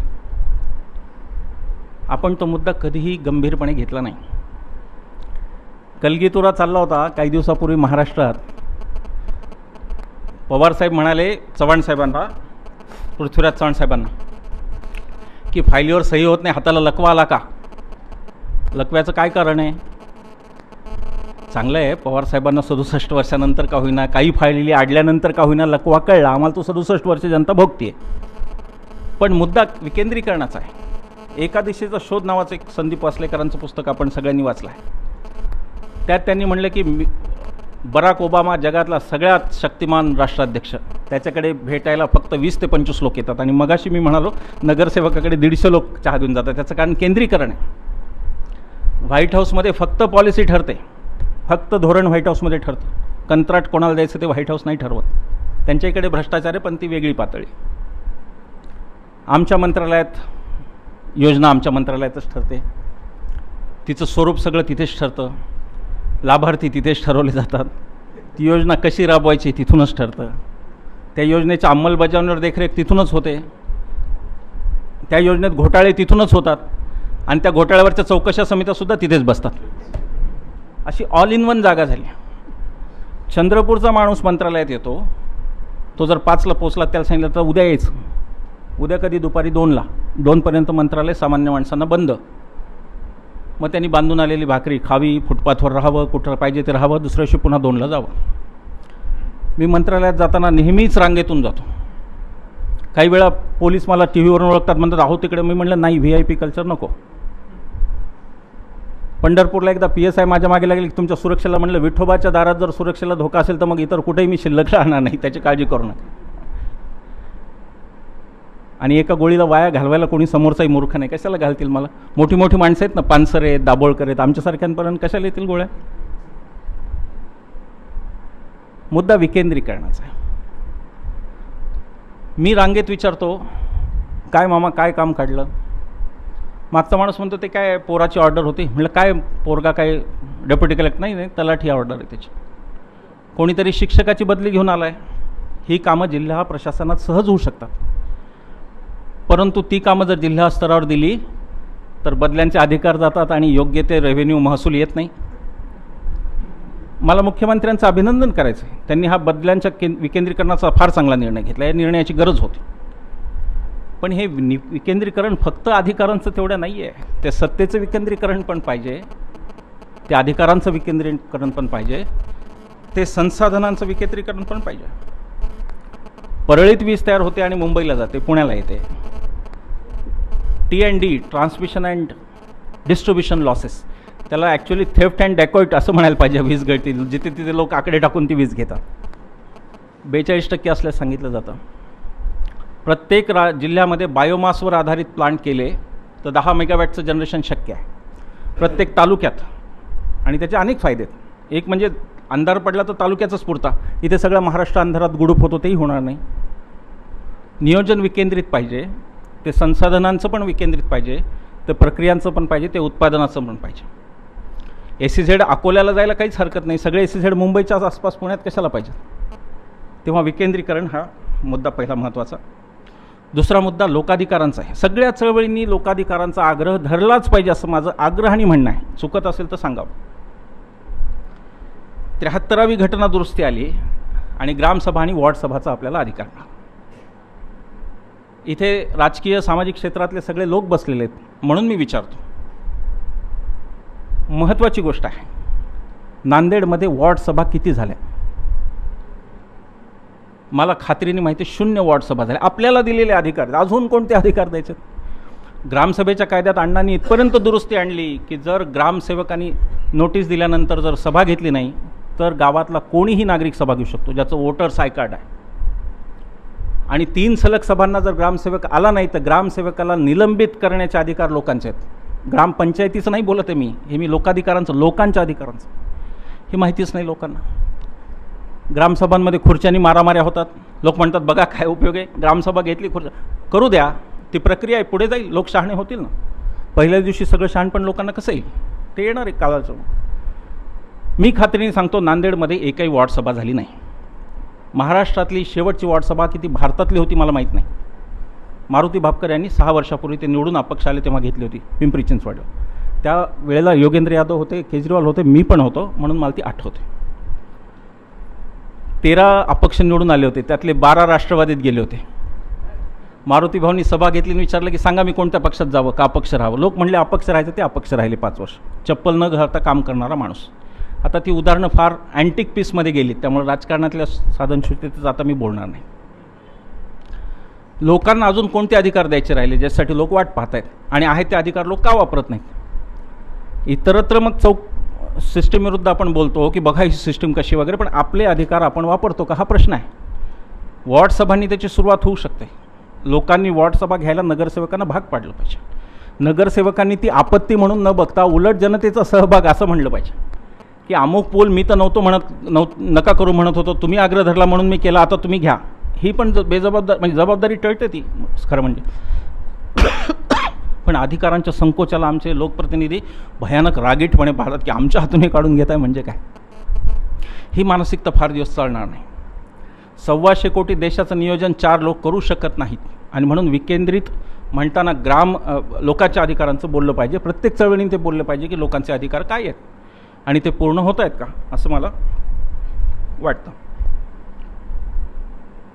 आणि म्हणून मघाशीचा मुद्दा तो जास्त रिलेव्हंट ठरतो की आपण नागरिक आहोत का मतदार आहोत ते आधी ठरवायला पाहिजे.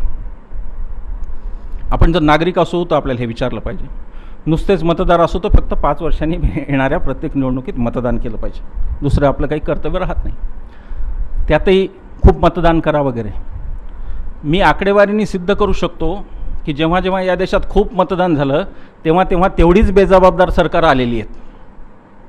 मत द्यायला जाणाऱ्याचा डोक्यात काय हा मुद्दा आहे ना, फक्त मत देणं हा मुद्दा नाही. अजेंडा किती जण वाचतात, उमेदवाराचं चारित्र्य कोणाला माहिती असतं. नाही आहे भ्रष्ट पण आमच्या शेजारी आता कसं काय हे पण आहे. फार तर फार त्याच्याकडे जयंती मयंतीला जा, यात भावनिक मुद्दे आणायचं काय कारण आहे. जात धर्म वगैरेचं आहे त्याच्यावर तर काही न बोललेलंच बरं. तेव्हा लोकाधिकाराचे मुद्दे लावून धरले पाहिजेत असं मला दुसरं सूत्र. तिसरं सूत्र सगळ्या चळवळींमध्ये शाश्वततेचा आग्रह हे आहे. जे काही होतं आहे ते चिरस्थायी आहे का, टिकाऊ आहे का, आणि ते टिकाऊ करण्यासाठी काय केलं पाहिजे. बायका सरपंच व्हायला लागल्या. मावळ तालुक्यातल्या एका गावातलं मला निमंत्रण होतं. मला असं कळलं होतं की इथल्या सगळ्या बायका पंचायत आणि बाई सरपंच आहेत, म्हणजे सगळं बायकांची ग्रामपंचायत आहे. 12 काय 15ची होती ती. तर मी म्हटलं खूप चांगली गोष्ट आहे, तेवढ्यामुळे मी निमंत्रण स्वीकारलं. म्हटलं चला चांगली गोष्ट आहे, एक गाव असं प्रगती करतोय की इथं बायकांचं राज्य, चांगली गोष्ट आहे ना.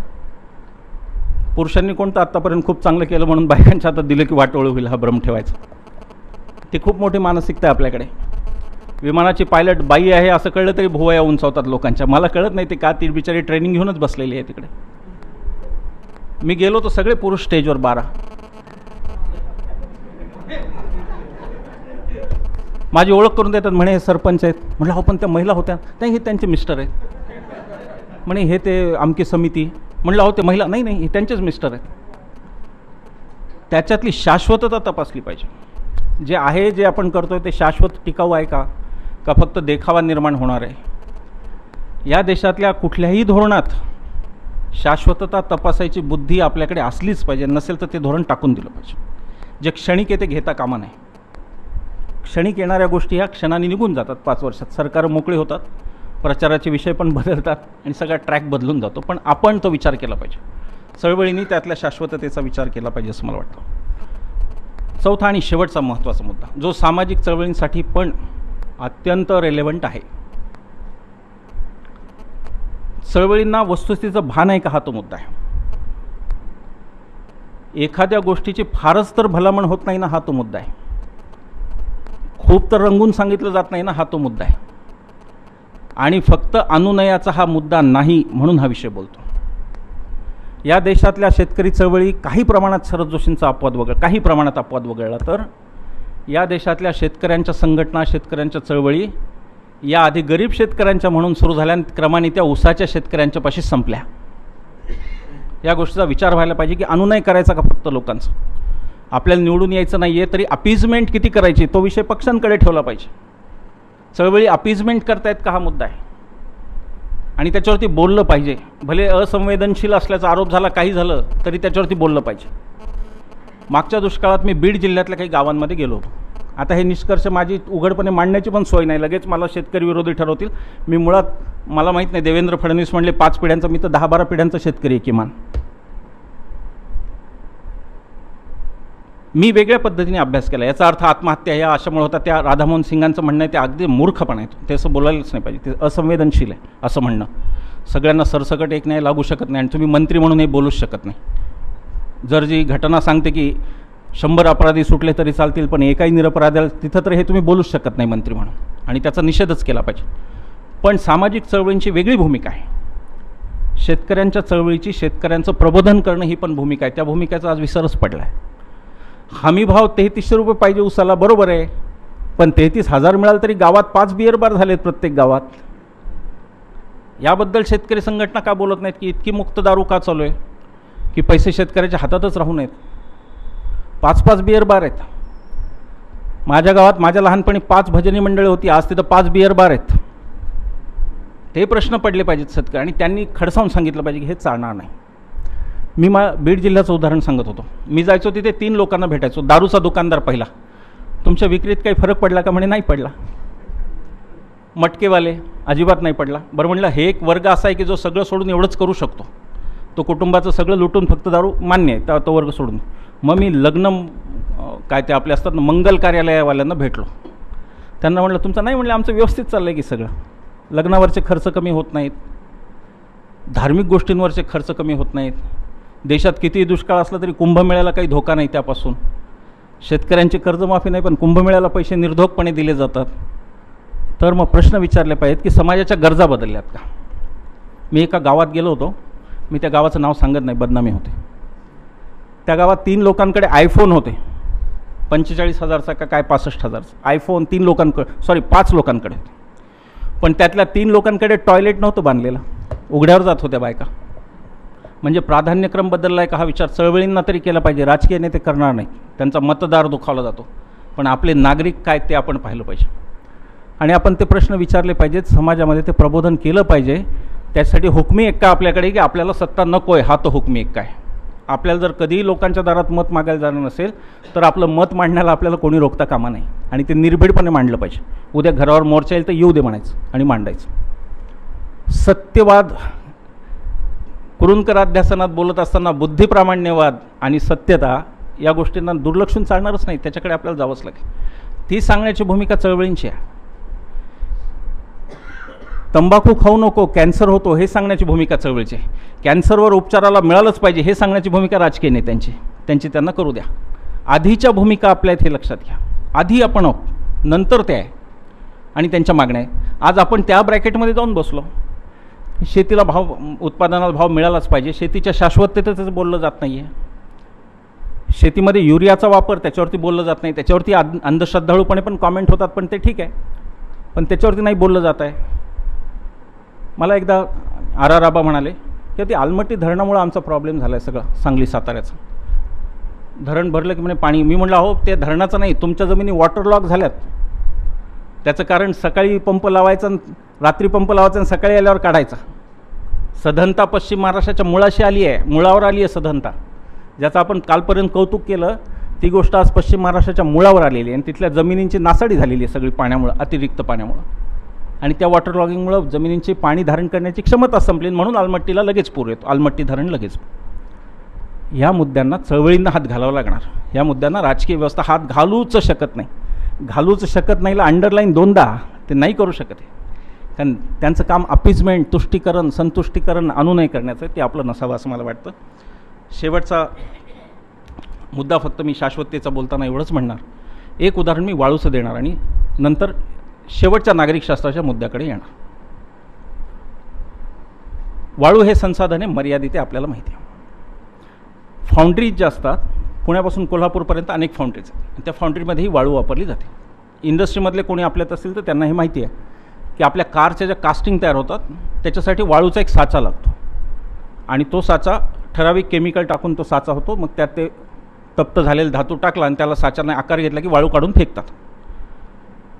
ती वाळू आपल्याकडे किती टक्के रिसायकल होते, त्या वाळूचा किती पुनर्वापर होतो असा प्रश्न मी माहिती अधिकारात विचारला. त्याच्यावर उत्तर आलं 0% होतं. काही हजार टन वाळू आपण रोज वाया घालतो. माझ्याकडे 2 वर्षापूर्वी हिताची मेटलचे लोक आले होते जपानचे. त्यांना मी विचारलं की जगातली सगळ्यात मोठी फाउंड्री ते चालवतात, जगातली सगळ्यात मोठी. त्यांना म्हटलं, तुम्ही वाळूचं काय करता? ते म्हणाले, जपानचं सरकार वाळू 1 कण देखील उचलायला परवानगी देत नाही, म्हणून ते वाळू ऑस्ट्रेलियातून इम्पोर्ट करतात आणि आयातीची किंमत एवढी जास्त आहे की 90% रिसायकलिंग केलं नाही तर फाउंड्री हा व्यवसायच फिजिबल होत नाही. याला नियोजन म्हणतात. हे नियोजन आहे जे सक्तीने लोकांना पुनर्वापर करायला लावतं. त्या नियोजनाचं जर बोलायचं असेल तर म्हणून मी म्हणालो की मुद्दा शाश्वततेचा आहे. वाळू किती दिवस पुरणार? वाळू माफिया, नेते आणि अधिकारी किती दिवस संगनमत चालू द्यायचं? वाळू हे संपणारं संसाधन आहे. आणि शेवटचा मुद्दा माझा, जो मी कुठल्याही विषयात घेतो, भले तो रिलेटेड असो की नसून, त्यात मी फार हुशार आहे. ते एका विद्यार्थ्याला त्यांनी निबंध पाठ केला, माझा आवडता खेळ क्रिकेट, आणि ॲक्च्युली परीक्षेत आला माझा पहिला विमान प्रवास. मग त्यांनी लिहिलं की मी विमानात बसलो, विमान उंच उडालं, मी खाली पाहिलं तर खाली क्रिकेटचा खेळ चालू होता, पुढे सगळं क्रिकेट. ती पण कला माझ्याकडे अवगत आहे. मुद्दा खूप महत्त्वाचा आहे, म्हणून तो मी सगळ्याच भाषणांमध्ये शेवटी सांगतो. मुद्दा नागरिकशास्त्राचा आहे. नागरिकशास्त्र हा विषय इतका दुर्लक्षित राहिला. मी नेहमी विचार करतो, काब्दे सर, 47ला स्वातंत्र्य मिळालं तेव्हा या देशाच्या पुढचा प्राथमिकता काय होती? इतिहास जो आता महापुरुषांच्यावरून मारामारीसाठी आपण शिकवतो, तो इतिहास 40 मार्कांचा आहे आणि उद्याचं नागरिकशास्त्र मात्र 20 मार्कांचं आहे. 47ला या देशाला प्रशासकांची गरज होती, शासकांची गरज होती, ते घडण्यासाठी चांगल्या नागरिकांची गरज होती. ती गरज आजही पूर्ण झालेली नाही असं मला म्हणायचं आहे. मी पुण्यामध्ये प्रभात रोडला राहतो. आमच्या भागात सकाळी लोक कुत्र्याला घेऊन फिरायला जातात. ते कळत नाही कित्येकदा मालक कुत्र्याला फिरवतो का कुत्राच मालकाला फिरवतो, तो ओढत असतो, हा पळत असतो वगैरे. मी म्हणतो की त्यातल्या 100 लोकांना पकडायचं आणि विचारायचं की अमेरिकन ग्रीन कार्ड मिळण्याची पद्धत काय आहे. 100 पैकी 90 लोक तुम्हाला करेक्ट सांगतील, अधिकाऱ्यापेक्षा चांगले अमेरिकेच्या. नंतर विचारायचं आपल्या भागातलं रॅशन कार्ड कुठं मिळतं, ते 10% पण लोकांना माहिती नाही. वरचा जो वर्ग आहे, उच्च मध्यम वर्ग आणि त्याच्यावरचा, हा रेसिडेंट नॉन इंडियन झाला आहे, भारतात राहून अभारतीय झाला आहे. त्याचं कारण नागरिकशास्त्र शिकवलं गेलं नाही. आम्ही फालतूच्या अस्मिता शिकवल्या, फालतूचे अभिमान शिकवले, पण जे शिकवायचं ते नाही शिकवलं. मी नेहमी उच्चभ्रू लोकांच्या सभेमध्ये जातो आणि तिथे विचारतो की यातल्या किती लोकांनी व्हाईट हाऊस पाहिला आहे, तर 40%, 50% हात वर होतात. मी नंतर विचारतो या देशाची संसद किती लोकांनी पाहिली आहे, त्याच्यावरती मात्र हात वर होत नाहीत. दिल्लीला गेले की संसद हा बघायचाच विषय नसतो, पुढचं पुढे पाहू. प्रश्न नागरिकशास्त्राचा आहे. आणि म्हणून हा देश एक असा देश बनून राहिला जिथं ग्रॅज्युएट, पोस्ट ग्रॅज्युएट लोकसुद्धा कागद घेऊन चपराशाला विचारतात इसका क्या करणे का है. अरे स्टँडर्ड चार्टर लिहिला आहे, वाचून कर, काय करायचं. तो आत्मविश्वास नाही. सरकारी कार्यालयात जायलासुद्धा लोकांनी घाबरावं असे जे निवडक देश आहेत त्यात भारताचा समावेश आहे. आणि त्याचं कारण आपल्या नागरिकशास्त्राचं. जे नागरिकशास्त्र आपण शिकवतो ते तद्दन फेकून देण्याच्या लायकीचं आहे. मला जर कोणी त्यातले लोक असतील त्यांनी माफ करा, मी जरा तीव्र शब्द वापरले. काय शिकवतो आपण नागरिकशास्त्रात? राष्ट्रपती होण्यासाठी तो वयाने 45 वर्ष, तो भारतीय असावा, वयाने 45 वर्षाचा असावा. कंसातलं शिकवतच नाही की तो सोनिया गांधींच्या मर्जीतला असावा, ते तर शिकवत. कंस सोडून तरी शिकवलं पाहिजे, नाही तर कंस पूर्ण धरले तरी पाहिजेत. 125 कोटीतले किती लोक दरवर्षी राष्ट्रपती होतात? माहिती अधिकार नाही आहे नागरिकशास्त्रात, 8वीपासून यायला पाहिजे. भ्रष्टाचार निर्मूलनाचे काय कायदे आहेत? नाही आहे माहिती अधिकारात. लोकांना माहितीच नाही काय करायचं. पुढे काही लॉजिकल एंड आहे की नाही लोकांना माहितीच नाही त्याचं. लोक कार्यालयात जायलाच घाबरतात, पुढची गोष्टी दूर राहिले. लोक सहभागन, पार्टिसिपेटरी डेमोक्रेसी काय काय आपण बोलतो ते सगळं वेगळंच राहिलं. मुद्दा असा आहे सांगण्याचा की काही अत्यंत मूलभूत गोष्टी आहेत ज्या आता चळवळींनी हातात घेण्याची गरज निर्माण झाली आहे. आता चळवळी फक्त पर्यावरणाच्या बाबतीतल्या, नद्यांच्या बाबतीतल्या, धरणांच्या बाबतीतल्या, भ्रष्टाचाराच्या बाबतीतल्या नाही. आता नागरिकांच्या चळवळी, नागरिकशास्त्र शिकवा हे म्हणण्याची पण आता गरज निर्माण झालेली आहे. त्या गरजेकडे मला निर्देश करायचा होता. आपण सगळ्यांनी अतिशय शांततापूर्वक माझं ऐकून घेतलं. मी काही औपचारिक आभार मानत नाही. श्यामलताई असोत किंवा दीपनाथजी असोत किंवा विश्वास असोत किंवा पांडेसाहेब असोत, मी औपचारिक आभार मानत नाही. कारण मी असं समजतो की मी या कुटुंबाचाच एक हिस्सा आहे आणि मला हे खूप मोठं भाग्य वाटतं स्वतःचं की मी या वास्तूमध्ये बोलतो आहे. हा फार मोठा सन्मान आहे माझ्यासाठी, एवढंच सांगतो आणि अधिक न काही न बोलता आपला वेळ घेता रजा घेतो. धन्यवाद.